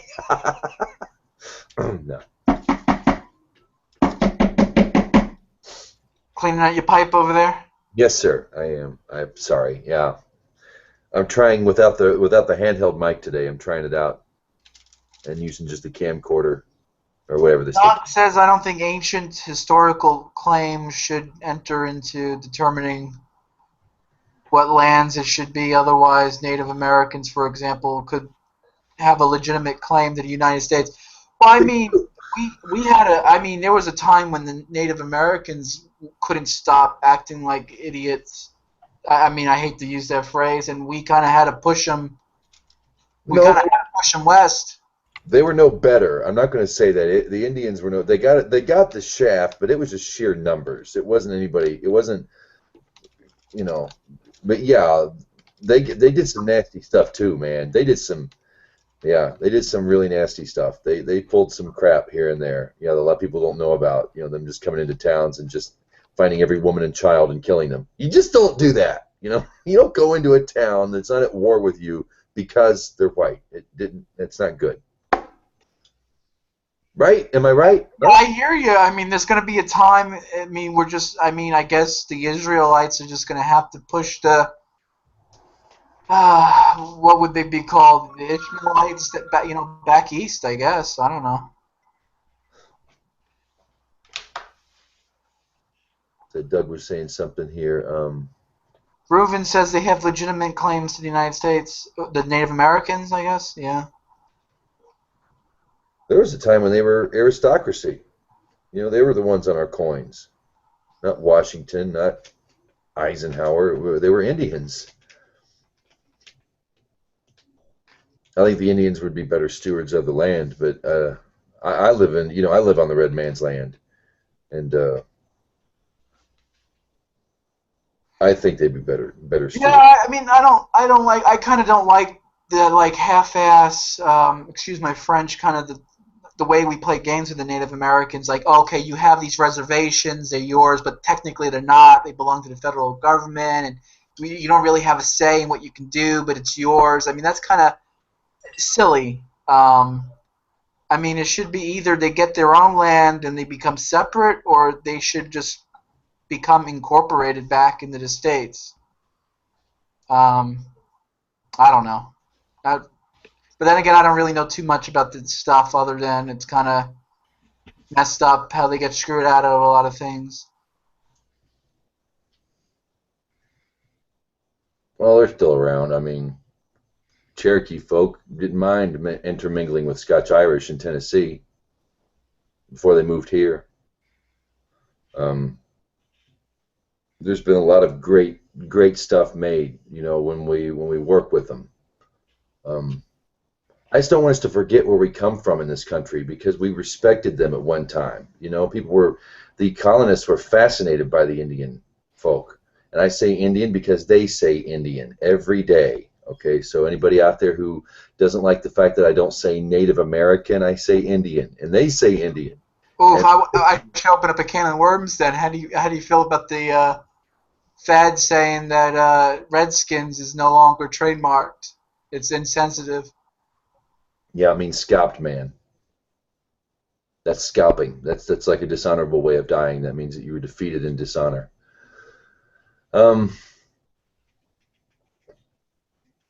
I understand. I understand. We don't have a team that says the Africans. You don't have a high school team, with a high school team. Think of a high school, whatever. JF Kennedy, um, Nigerians. You don't have that. The Hindi, the Charleston Hindi. You don't have that. So but it's not like it's not that we pick on. It's not necessarily picking on Indians, because we pick on everybody out there. We've got Raiders, we've got Vikings, we have Chiefs, which is all about honoring. I mean, Redskins could give. I mean, when I see a Redskin fan or even a Chicago fan, it doesn't seem like they really care about the red man, but at least the Chiefs are really into the Indian bit. I don't know. I think it's legitimate, but I think too much money goes into football anyway. I'm more of a baseball guy myself. So anything that'll disrupt the NFL to get more baseball on TV, I'm happy with. Oh, you're a baseball fan, huh? I love baseball. Is the most beautiful game. I like football. Don't get me wrong. I do enjoy sport, but I don't really get the elation that I do of sitting at a ballpark. And I have to ask you, what's your team? Texas Rangers, sir. Okay, all right. They have a beautiful ballpark they built down there. Yeah, it is nice. Indoors too, right? No, it's not indoors, but they have the Texas wind is always coming from the west. It's an eastbound wind, and they've designed the park where that wind that's always coming from the west the way they designed the park allows balls to be hit higher because of the wind current. They did all the science and designed it to where when you're at the ballpark in Arlington and you hit a ball, you're more likely to get fly balls out into the seats. Well, that's why Josh Hamilton was hitting all those home runs. Okay, I got you. It's like Boston. Now I'll tell you about Boston. There's one you can get a grand slam. That's easy to get a grand slam. That's a tiny little stadium out there. Red Sox Stadium is like, man, that's the way it should be. Yeah. Anyway. And then you have the Pexi pole, which is like, what, 250 feet right to the right field, so you can kind of get a quick, easy home run right there, yeah? Yep. I love baseball. I've always, as a Baltimore boy, I was always fascinated with the Orioles. And I know I liked them back in the day with Cal. Cal Ripken was my idol growing up, if you wish to use that. Awesome. I don't know what they're doing anymore. I don't know. Ruben was saying Texas Rangers were always his team. Holy crap! I am. I thought you were an Angels fan, Ruben. So what's the official team name? Los Angeles Angels of Anaheim. It's like a mouthful. I mean, you got to shorten that team name. Los Angeles Dodgers. Yeah, I much prefer the Dodgers myself. For California team.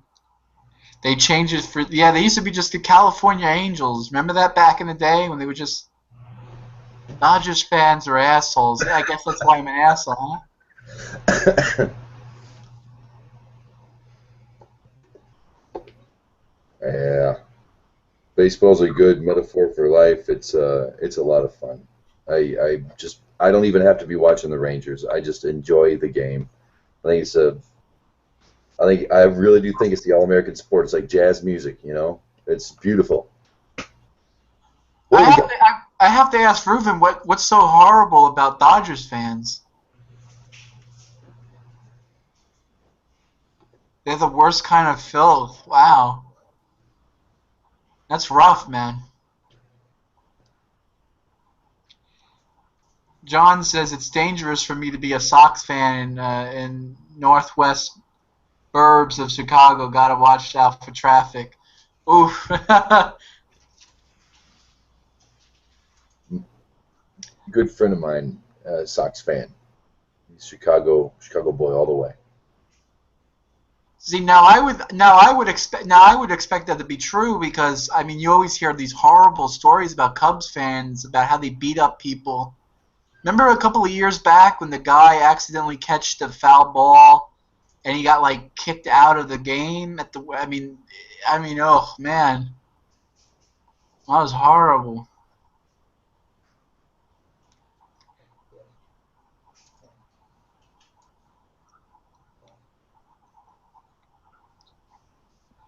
Anyway,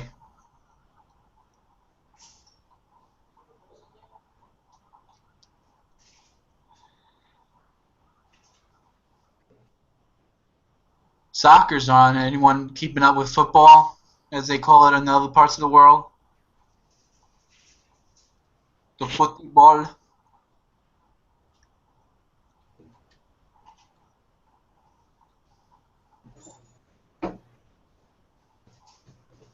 Sorry, folks, I had to take off for a second there. Oh, I didn't even notice you were gone. I asked, are you keeping up with the football, aka soccer in the United States, the Cup? Yeah, that's actually popular on Midwest TV out here. I'm real surprised how much advertisement and people are really interested, which is cool. I mean, it's not American, no. Yeah, I don't know. I'm just being Ruben says U.S. is doing good in the World Cup, huh? darn tootin'. That's good. Good to hear. Oh, the damn chat is freaking out with a seizure. I'm going to have to reload. Oh, I hate that. I think I might as well. Mine's doing the same thing. All right, this will stay live broadcast and whatnot if I'm the guy who dips out, right? Well, I'm going to dip out for a second.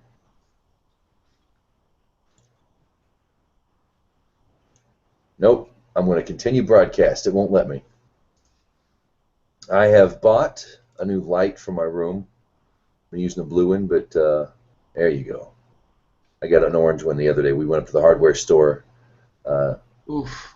to repair a rake, so I decided to get an orange one, see how it looked on camera. Orange what? Bulb? Yeah. Oh, that's kind of cool. Usually blue. Yeah. Israel blue. Now it's the setting sun. Look like I'm in Shaolin Temple.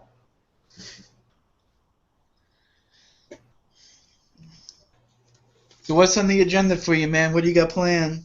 Plans for the week, rest of the week? I work quite a All bit. day. Tomorrow I'm off, but I got 9 hours on Saturday, 9 hours on Sunday. So Ooh. You said 9 hours of work you got? yes, yeah, 10 to 7 Saturday, and might be able to have a little jam session over here. I met a buddy or a chum. He's become quite a guy. Plays guitar, and I beat on one myself. So we sometimes he knows a couple of folks, and he'll bring girls over. You know, so that always makes it nice. You know, when you have girls around, you don't have to be interested or anything, but just to have girls amongst the other people that you can sit around and jam. Might try to do something like that, but I got to be up at 10 a.m. or 9 a.m. the next morning and work at 10 and work till 9. So yeah, it's going to be a quite a weekend. What do y'all got planned? What are you doing this weekend? I don't know. Actually, I don't know what I got planned. Actually, I might barbecue like always. I'm always having a cookout. Heck yeah. Yeah, maybe I was a Southern boy in a previous life. I don't know. Hey, everybody loves a barbecue. Everybody loves barbecue. Yeah, I just never see people barbecue around here. You guys Really? are just New York. People are hustling and bustling. They don't have time for a cookout. Cookouts are awesome. John says he's doing homework. Are you in a learning institution, sir, or is this like a honeydew list, like the lawn and the gutters or whatnot? Ruben, what do you got planned? Heck yeah! Congratulations. Go for it. Online degree. Oh, okay. That's sweet. I went back to school myself. I tried the whole college thing after high school, and I dropped out of high school. Got a GED and took 2 jobs. But I had better things to do. But I did try to do the whole college thing like everybody else was doing, and it wasn't. It took me like 12 years later. 12 years later, I went back and it worked out better. So here's a question for a topic. I mean, maybe you open up a can of worms. I don't know. Rah! I mean, in America, I mean, A-Rod, Alex Rodriguez, he gets paid $30 million a year to hit balls out of the ballpark, but a teacher gets paid what, $30,000 a year? I mean, how do we fix the institution of education in the United States? I mean, is it just more money? Is it maybe a revamp? It seems like more and more people are learning online. What are some solutions in your opinions? It's a good topic. I think money has been shown that it's not going to fix the problem. I mean, we've tried that a ton already.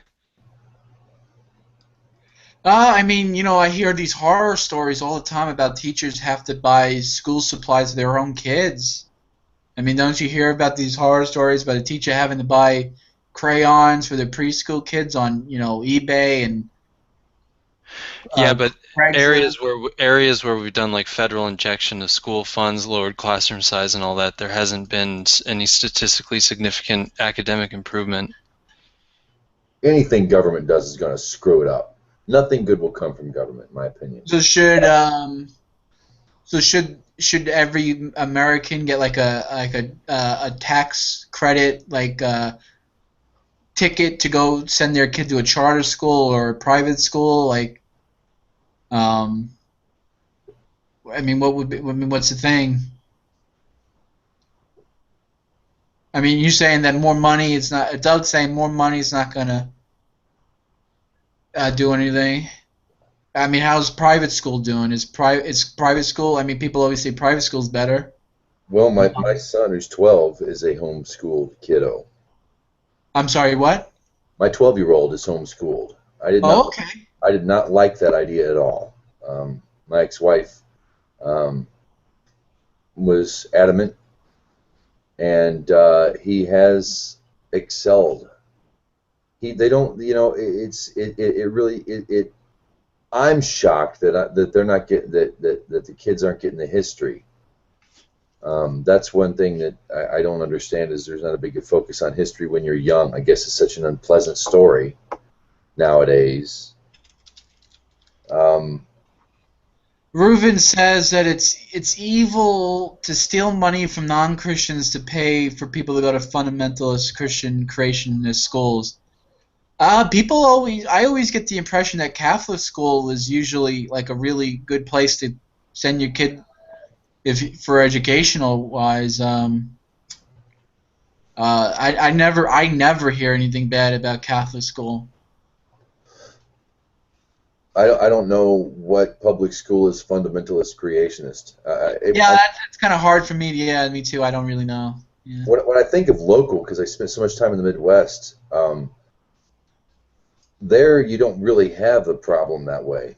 When it's a small community, 500 people in the whole thing, 600 people in the whole thing. I think if it's kept small, you wouldn't have this problem. We want to state regulate. We want to federally regulate. Now we want to try to catch up with the rest of the world. I'm like, really?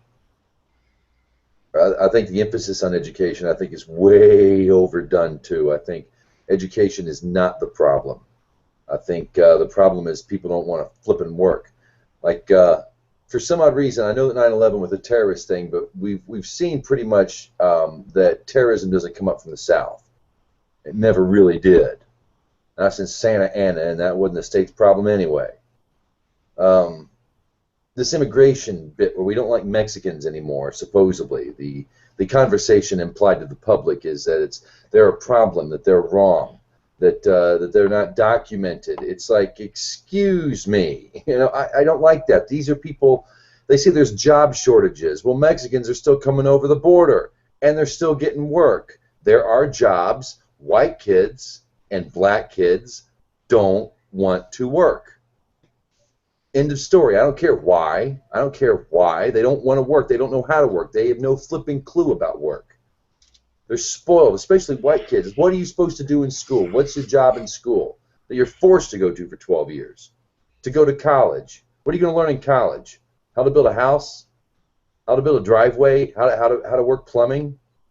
Are you going to learn on how to fix cars? Are you going to learn, are you going to learn any trade, anything that actually makes the world go around? No, you're going there to be a middleman for somebody. And that's the goal of people. It's the whole goal of education is to go to college.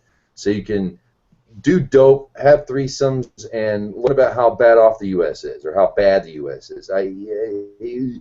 It's because they don't work. That's the reason why we have problems in this world in education is kids don't want to work. They have no flipping clue on how to serve their fellow man. They don't want to. Their goals are different. They're not taught to serve. They want everybody to serve them. They want them to be the lordly ones, the aristocracy, the fat Southern fucktard with his slaves who sits on his porch drinking his tea while the slaves work out for him. We wanted to escape that from Europe so he could set it up here. And that's exactly what it's about. It's this class division.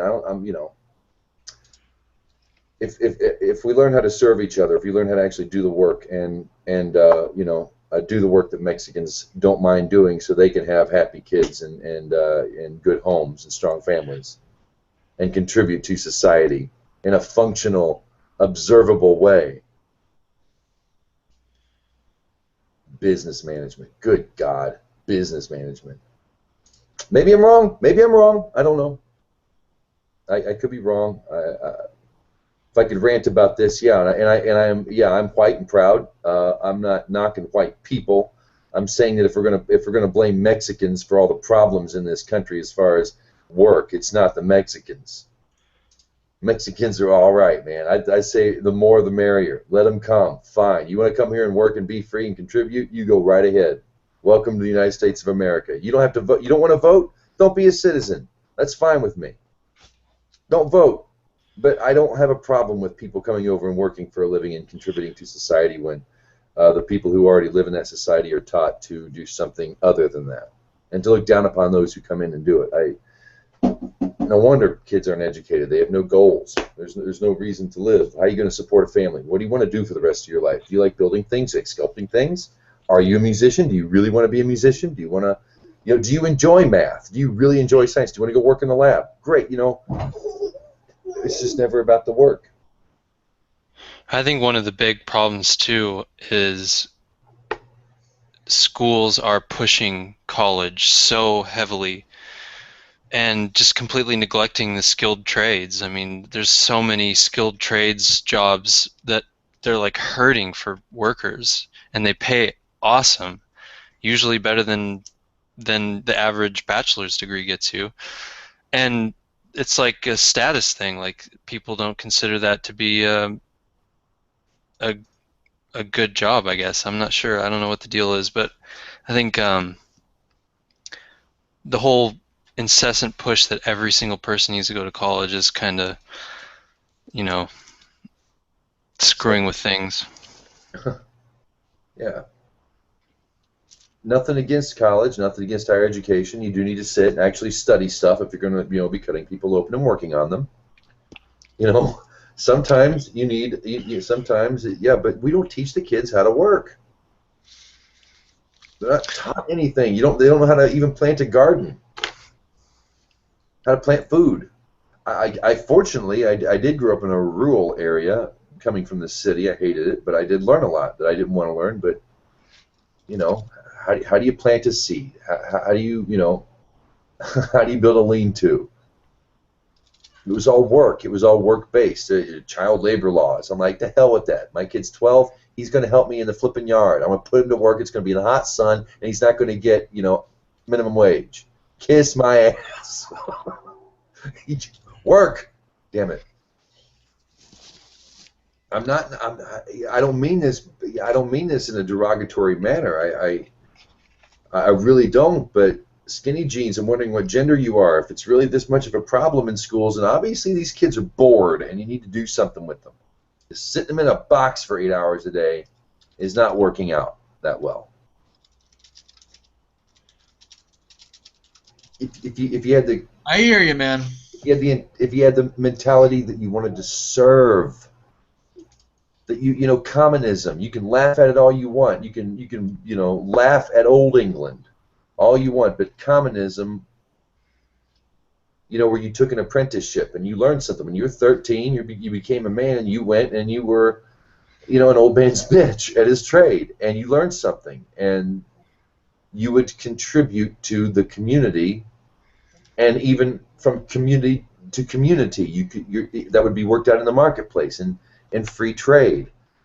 If we allowed the kids to know what they wanted to do and taught them the tools to do it, trade, like you said, Doug, perfect. That was, learning a trade. I think we'd be much better off. I think the kids would be happier. I think the parents would be happier. I think we'd have a much more productive society, and it would force Mexico to elevate their standards of government. But that's just, I don't know. Viva la liberty. Do people actually still do that? Like teach their kids, like a son learning the father's trade anymore? Is that even a thing anymore? I'm third generation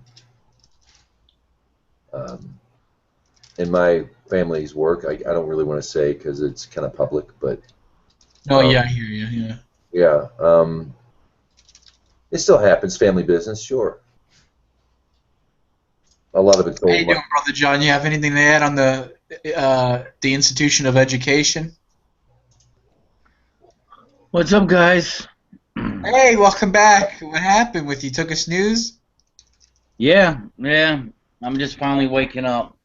Well, good evening. Thanks for Got joining. something to eat. We're over here. I don't know what. We're just shooting the shit over here, just hanging out. Showing the shit, talking about education. Yeah. I see. Education. I don't know. I guess I just have a problem with in America, A-Rod can get paid $30 million to hit balls out of a ballpark, but somehow. I blame Americans for that, for still going to the games and supporting them. So. Yeah.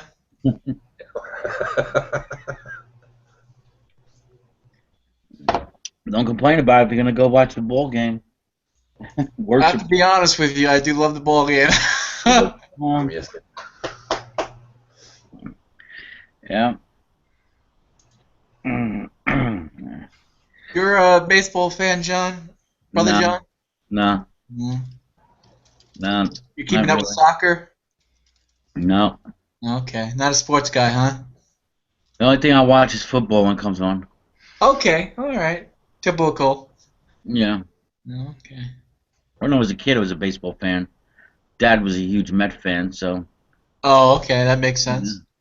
So, yeah, been to some Met games, even a couple Yankee games. Ooh, the Yankee game, man. The evil empire, huh? Oof. That was a while ago, yeah. Went to a couple of those games. Always much rather play them than watch. Oof. Reuven posted some nice news. Israel Air Force strikes Gaza overnight in relation for rocket reality. I don't know. I can't read.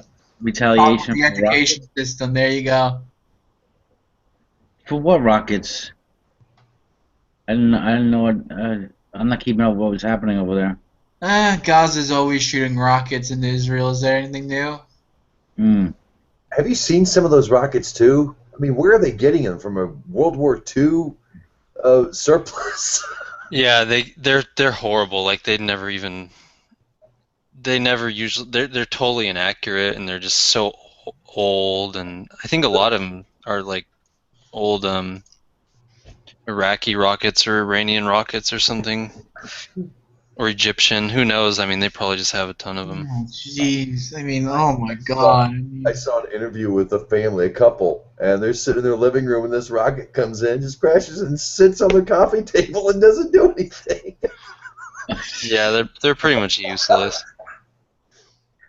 I mean, your Jew hatred has to go deep if you're willing to fucking scrounge up all the, dig out old rockets from the dirt and, get that wired up again. I mean, it just seems like it's so pointless, I'm gonna fire something at them. Yeah. Good gosh. You might as well just put dog poop in a bag, light it on fire, ring the doorbell, and run away.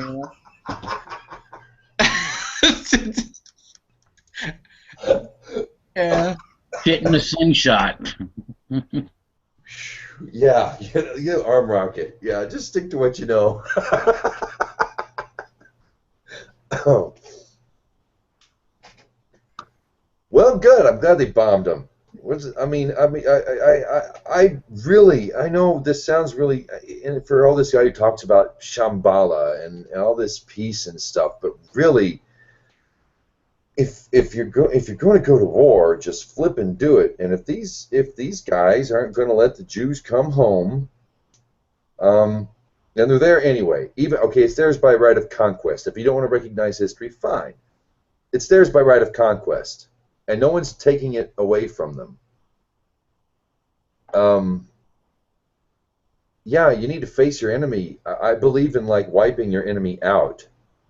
Like you don't take prisoners of war, and you don't let them run. You just wipe them off the face of the earth, and you take all the shit. You kill until you can kill no more, and you take the spoils. And if it's really, really a problem, I would like to see that happen, and just to get it done. And what we do with war now, or what this thing we do with the instrument of war, seems to not be an honorable way of doing it. It doesn't seem to be the warrior's way. It doesn't seem to be a sacred path. And war, even war, should be seen as something sacred. I hate to say it like that, but if you're going to do it, do it. There's honor. You have to be an honorable. I mean, I didn't like Custard, but Custard respected his enemy. Custard he was one of the last ones you hear about in history that really, really, truly respected their enemy. Possibly the Civil War might be another between Grant and Lee, basically Lee. But you have to have some honor. I'm not saying you have to walk in rows and have a big white X on your chest like the Brits did back in the day. But there's got to be a better way to do it than this. The insurgent thing and the I'm going to terrorize you, I'm going to throw rockets at you. It's like, no, you give them a warning. It's like, we're going to kill you all. We're going to kill you all. Every one of you are going to die. Get out now, or enjoy the fireworks and carpet bomb the ever-loving shit out of the entire perimeter of Israel, and keep doing it, and keep killing every single one of them until there's this big moat between Israel and the rest of the world, and just let Israel get on with it. It's terrible. I know it's terrible. Do it. Fight like a man, or don't fight at all. If you're not going to do it with honor, and I will. I'm not Jewish. It's not my call. But since I'm handing your enemies money, O Israel, the state of Israel, then I'll get my 2 cents in. I would love to visit Israel one day. It's always been a place that I always wanted to go to. I want to go there and just and stump a Jew who thinks I'm a Christian. Huh. I'm not a Christian. Oh, really? No. I wonder how much money Israel makes a year on Christian travel. Tourism? Yeah, tourism. I bet they make a shit ton of money off of it. You know what I mean? Was it you ask a Jew, what do you think of Christmas? And he says, it's good for business. Right. Yeah. Yeah. I always liked Christmas. You know, I always kind of liked the smell of the pine tree, hmm putting up lights. I had a hard time with Christmas, man, for a long time. Yeah. I had to make. I've only recently really made peace with my my Christian past, my Christian brethren, my Christian family and friends, my neighbors. I had a real hard time with Christmas, man. I was in a way of a humbug. I really was. It wasn't like because of Scrooge necessarily, but I think enough Nissan commercials in an hour, I think, did it for me. At one point, I finally snapped. But I've really come to terms with it now. And the past two holidays, you know, we had a tree. You know, she put a tree up. My wife put a tree up, but she went to the divine code, and here's what you don't put on a tree in order for it to be considered a custom of the people and not a religious act. And she kept to it and let me light a little menorah. And I was able to make peace with it. So what are some things that you can't do or for it to be a religious custom?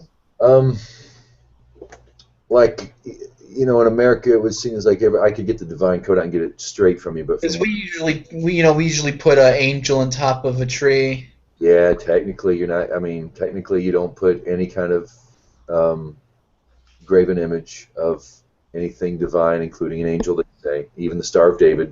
Can't put that on top of the tree either. But if you don't have religious icons, religious symbols, even of Judaism, I personally don't allow prayer on the tree because there are Buddhist wishing trees where they tie a wish to a tree. Just kind of it's not religious, but I try to observe that and not put on the tree. But ornaments and a nice tree in the house is nice. But if we keep the religious icons and symbols off of it, it's okay to use. I'm not in violation, or I won't say violation, but there's no avodah zorah in that. It's just a custom of the people because everybody's got a tree in America, and you don't have to be pagan or Christian to have one. I mean, atheists have them, businesses have them that are owned by Jewish people. You know, it's so okay. So there's holly, there's a tree, no big deal. What about Jeremiah 10, like Reuben said? Reuben says Jeremiah 10, no Christmas trees, end of story. Do not learn the way of the nations, and do not be terrified to the signs of the heavens. For the customs of the people are delusion, because it is wood cut from the forest, the work of the hands of a craftsman with a cutting tool. They decorate it with silver and with gold. They fasten it with nails and with hammers so that it will not totter, etc., etc. Well, that is to Israel. Yeah. I got this from the divine. I was able to live. So with is it okay for us goyim? According to the divine code, if it's merely a custom of the people, and you keep it free of religious symbols, idols, even Jewish ones, then it's okay. It's permitted for use. I think is the proper way to say it. I mean, I don't know. Reuben, I don't know. I mean, I can't picture having a Christmas tree without an angel on top of it. It just seems so weird.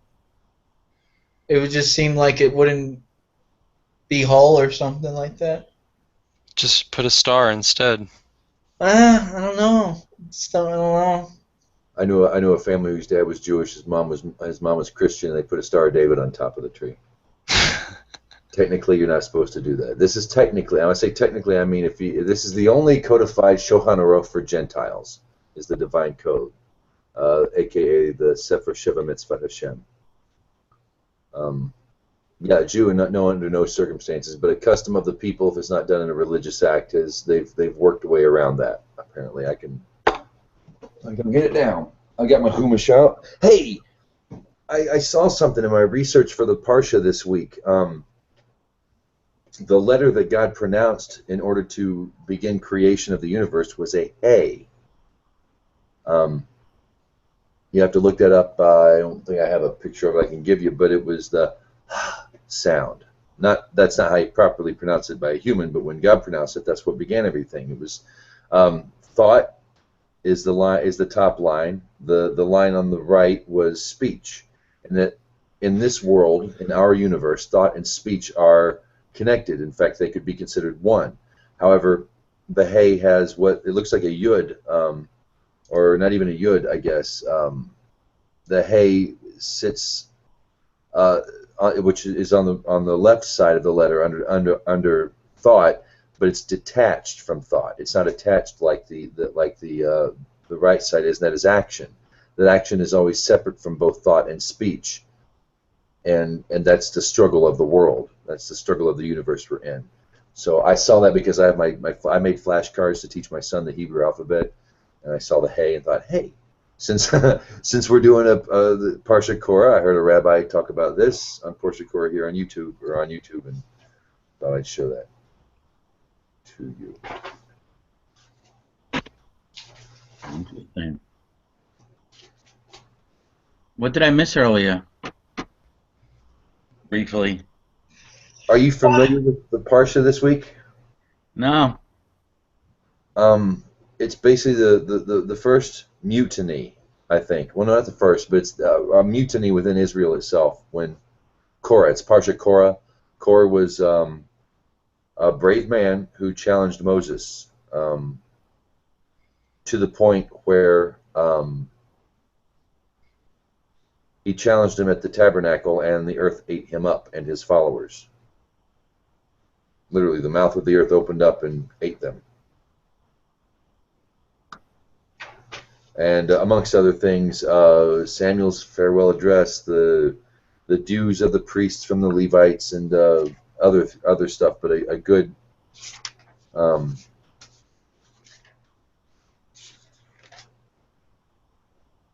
duties and of the priests and the Levites, but a good deal of the narrative was about the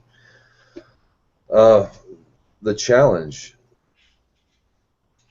when a guy challenged Moses, and there basically was a line drawn in the sand to even the people who were near them, and God said, or Moses said, get away from these people. Don't even be anywhere near them. They wound up getting gobbled up, but even when they got gobbled up, people still complained.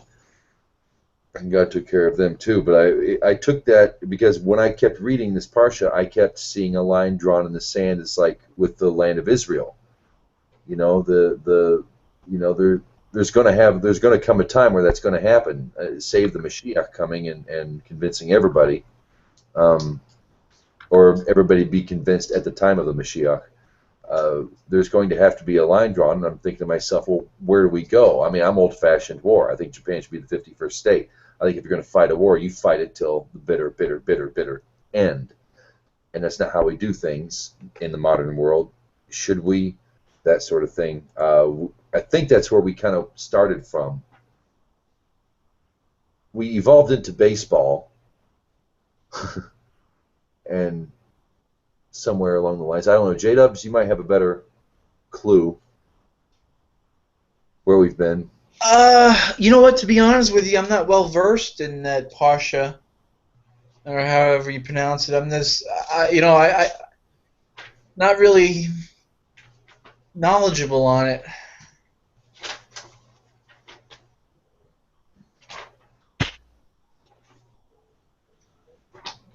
I'm trying to look up some of the what is it? Yeah, just looking up, Googling it right now. I was watching some YouTube videos of some different rabbis discussing it. They had a very interesting take on it.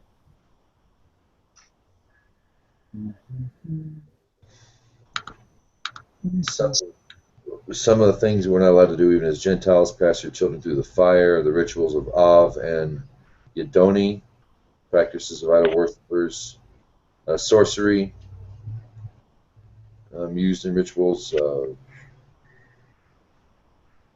soothsaying, prohibited. Do people still do that stuff? Soothsaying and warlocks and Sure. Necromancy. necromancy? Do they really? Wow. You buy the books online. Maybe they're not, but Well, I mean, it's one thing to read about it, but do actually people like try to raise people from the dead and stuff? man, the Bohemian Grove, the fact they got that owl god and they Oh, that's true. Yeah. running up children, even in effigy. Maybe they. I dated a girl who was abused, who was raised in a cult, and bless her, she was very, very messed up. I mean, what I'm saying is, I mean, you think the human race would make some progress on some things, you know? I mean, I think we kind of gave up the child sacrifice thing a little bit, didn't we? Well, what she told me is they abort the fetus so they can use it in human. Wow, that's sick. Even if it's an incestual, you can have a brother do a sister. They'll abort the kid, use it as a human sacrifice. Oh man. It's not. It's yeah. I don't think God would put it in Torah. He didn't name too many gods, but when He names the ones that passing your child through fire, and the fact that we're still doing it, yeah, we think we're safe. We think the freedom of religion, you know, it means freedom of religion, man. Even the crazies from old Europe, that fine place of no war and all love. I'm not a big fan of Europe. Not a big fan of European stuff. My Gaelic, my Celtic heritage is one thing, but I'm not really. I'll take America any day.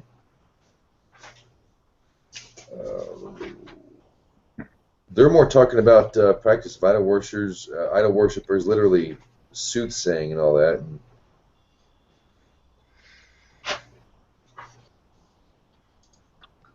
I'm still looking. The Gentile also, unlike the Jew, has we have the option. I don't want to say if it's an option, but we can nullify an idol for use. You can break off Buddha's nose, you know, and still use that for whatever, as long as it's not for idolatry. Well, that's interesting. I never heard that before. That's all throughout the prohibition of idolatry is a huge chapter in this book. What book are you reading from? This is it's called the Divine Code by Rabbi Moshe Weiner.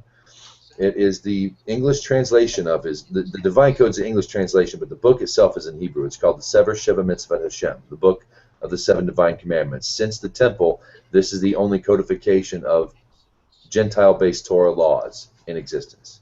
So if I remember, if I hear you correctly, a Jewish sage put a book together for Noahides. Yeah, in other words, Moshe Weiner, Rabbi Moshe Weiner.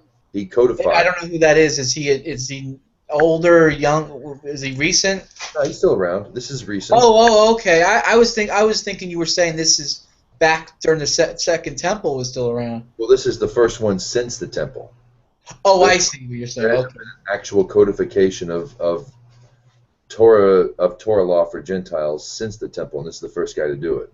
I'm sure. I mean, there are other books on it, and other rabbis will, and there's always argument. You know how that is. You know how that goes. But for the most, 2 Jews, 3 opinions. I hear you. Yeah. it's an Ask Noah.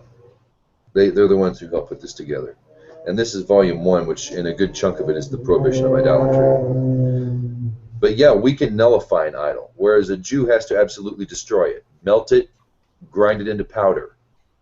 But the Gentile can. So I can take a cross with Jesus on it, chop off the arms, and then use it for nunchucks or something.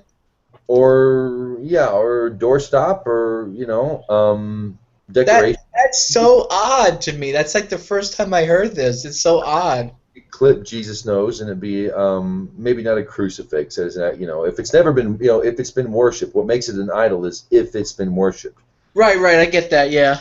But if it has, you can clip Jesus' nose off. You can defile the idol and still use it as art decoration. And you have to destroy it.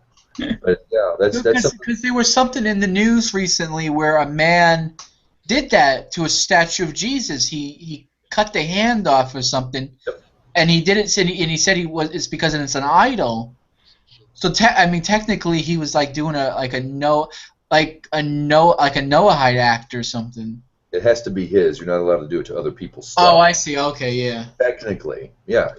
But but he was public. If that was civil disobedience in a way, if you want to look at it like that, yeah, that was a Right. Yeah. very Noachidic thing to do. Okay, because I read that story and I was like, okay, this guy's a little bit nuts. He's a little crazy. But then there's some, and then I find that today there's some like kind of like a code to it. And Jews can't nullify. Jews are prohibited to nullify. There's no. Right. That's what I thought. Yeah, I thought you have to destroy it. I didn't think you can keep it around.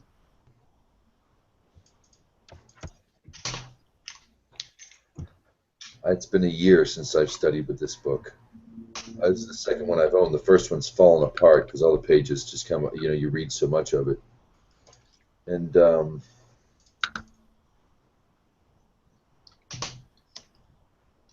Yeah, you learn something new every day, huh? here it is. How is nullification of an idol performed? Cutting the tip off the nose, ear, finger of the idol, or smashing his face with a hammer, even without removing anything. The metal may be sold to a Jewish smelter. That's the nullification right there. Likewise, if a Gentile gave his idol as a deposit to a Jewish smelter, and the Gentile did not return to redeem it, unless the Gentile could not return due to some problem, for example, if he had to flee in the time of war, it is surely nullified. In contrast, if an idol was pledged or sold to a Gentile, even one who doesn't worship idols, or to a Jew who isn't the smelter, or if a building collapsed on it, even without any of its worshippers trying to retrieve it from the debris, or if it was stolen by bandits, even without any of its worshippers trying to recover it, or if it was smashed on an area other than the head, these are not methods of nullification. Spitting at an idol, urinating in front of it, dragging it on the ground, or throwing feces on it are not acts of nullification.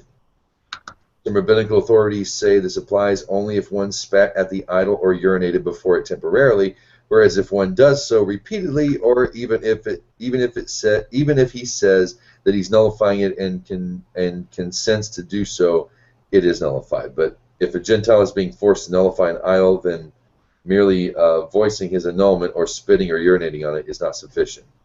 Only breaking or damaging the idol will nullify it.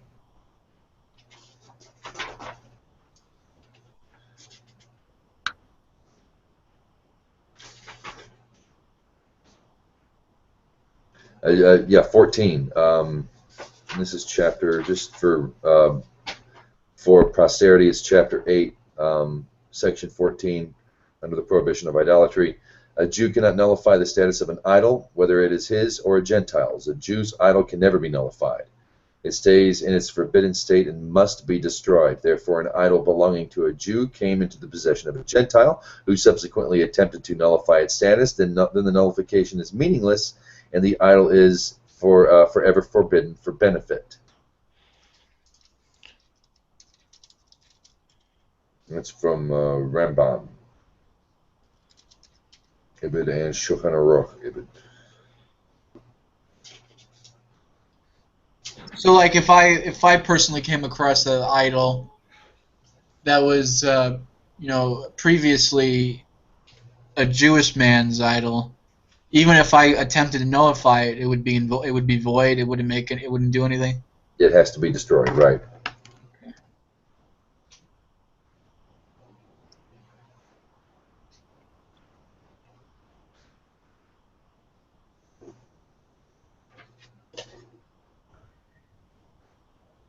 You Christ haters. You say that, and I saw the word Yeshua jump out at me, so I want to read this one. This is part 10. It says, any tree, including a non-fruit tree, planted beside an idol or beside the idol's altar or house of worship, is forbidden for decoration for the idol, and therefore an Asherah. God bless you. An Asherah is, I guess the Yule would be considered an Asherah. It's a tree it's a worshipped tree, I believe.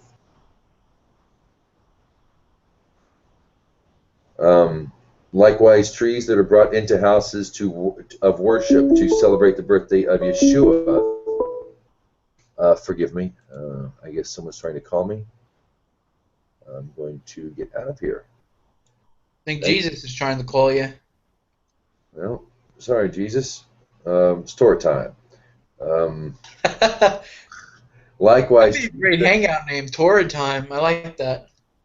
that was Rabbi Rabs did Torah time. He still does the Rabbi Oh, Rabs. okay. He's America's #1 Jewish comedian. He's had bits in movies, done improv, all kosher, full-on Orthodox, straight-up Torah observant Jew, and Jewish humor, Jewish comedy.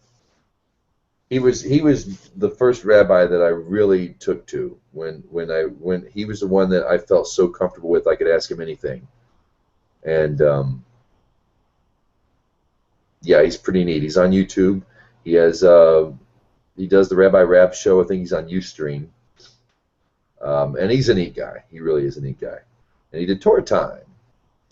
Here we go. Likewise, trees that are brought into houses of worship to celebrate the birthday of Yeshua are forbidden as long as they remain there. In private houses or businesses, it appears that they are not forbidden for benefit if they bear no symbols of the religion, if they are only used as a custom and not as an aid in worshiping with prayers or songs. They would certainly be permitted for benefit after being discarded, a clear act of nullification. For instance, if you want to catch some catfish, you round up all your Christmas trees and throw them in the lake. That's from the Divine Code. It goes on to say, I'll just read the entire section so we can make sure we're clear on everything. If a building was constructed for purposes other than idolatry and it was later plastered for the purpose of becoming an idol, or if idols were later attached onto it so the entire building could be bowed down to, or if an addition was made that was bowed down to, then all that was added to convert it to an idol should be removed and destroyed, but the rest of the original non-idolatrous building is permitted. If only one removed from the significant part of the idolatrous addition after the fact that the rest of it is permitted, since by doing so it is connected to being worshipped as nullified. But okay, it's going to go away from the tree there. But as far as the tree,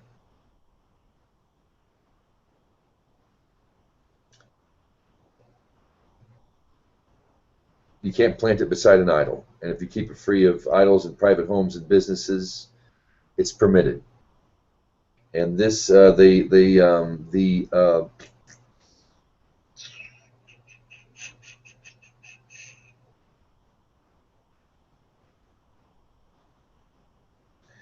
is no citing for the Christmas tree, according to Rabbi Moshe Weiner. He does cite Rambam on Deuteronomy 15:21 and cite the Shulchan Aruch Yoreh De'ah 142:13.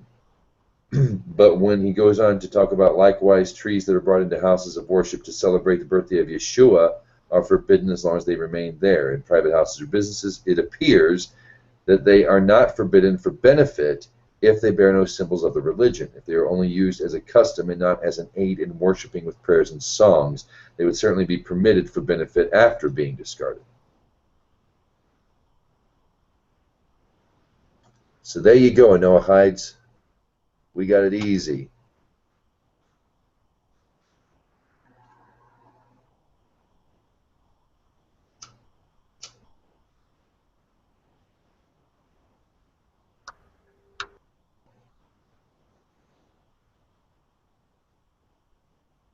And normally I think people would be like, well, so what we had religious symbols? So what we do this? And I think that when you really understand exactly what an Asherah is and why, Jews were tree planters and these guys were cutting them down. I mean, truly in the old Gaelic way, the tree was sacred as it was. Shouldn't worship it, but you shouldn't cut it down. It should be a sacred thing anyway. Love a tree.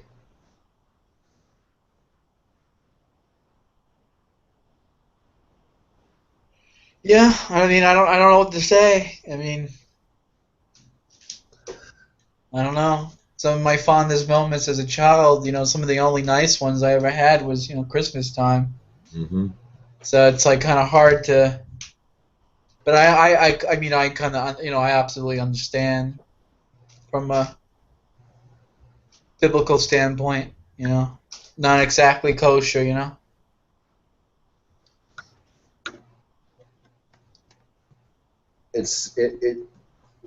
Everybody comes together and has a handshaking and says it's almost as if to say well done. And I hope that we will never stop illuminating the darkness during the darkest time of the year and going through the extra effort to be kind to one another. Right, yeah. As soon as we can get the capitalists out of the game. God bless them. But that Walmart trampling each other crap, that's got to stop. Right. That's stupid. That's just STOOPID, stupid. Black Friday, huh? Not really your cup of tea, huh? Oh, it's almost amusing. It's really amusing because it's not even the best time to save money on electronics or any sort of goods.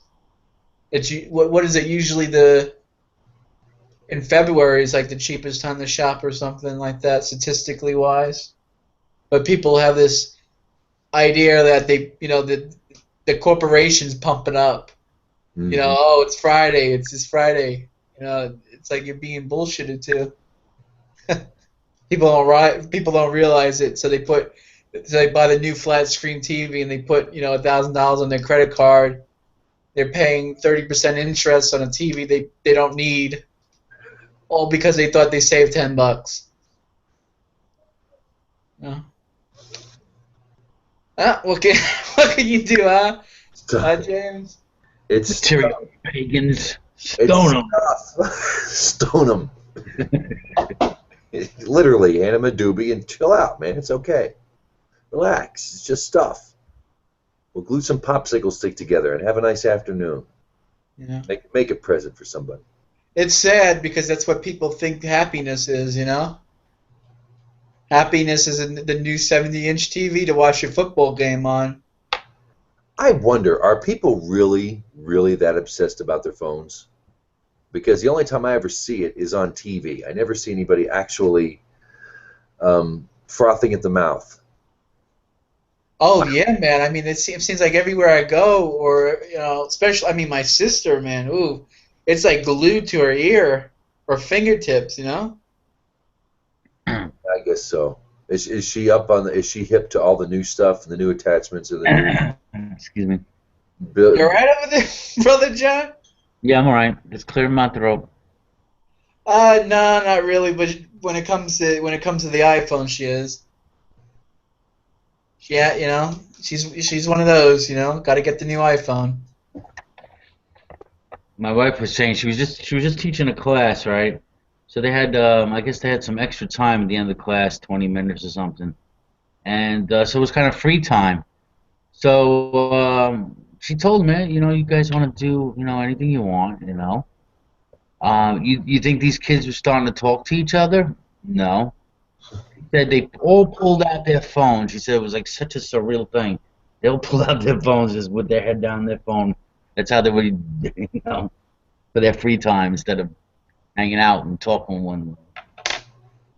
Yeah. Yeah. Jeez, Grandpa. Those young whippersnappers and their stupid iPhones. I'm gonna pull that freaking thing out of their hands and smash it with my cane. There's a Family Guy episode where Phyllis Diller was kicking somebody's butt. And she's like, stupid teenagers with your rock and roll 8-track tapes.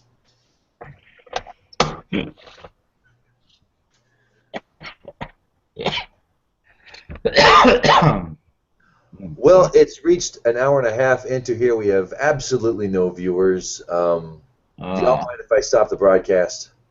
No. No problem, man. Yeah. Thank you for watching. If you've watched this, and hit subscribe and check out these fine people who participated. They're much better people than I. And cheers.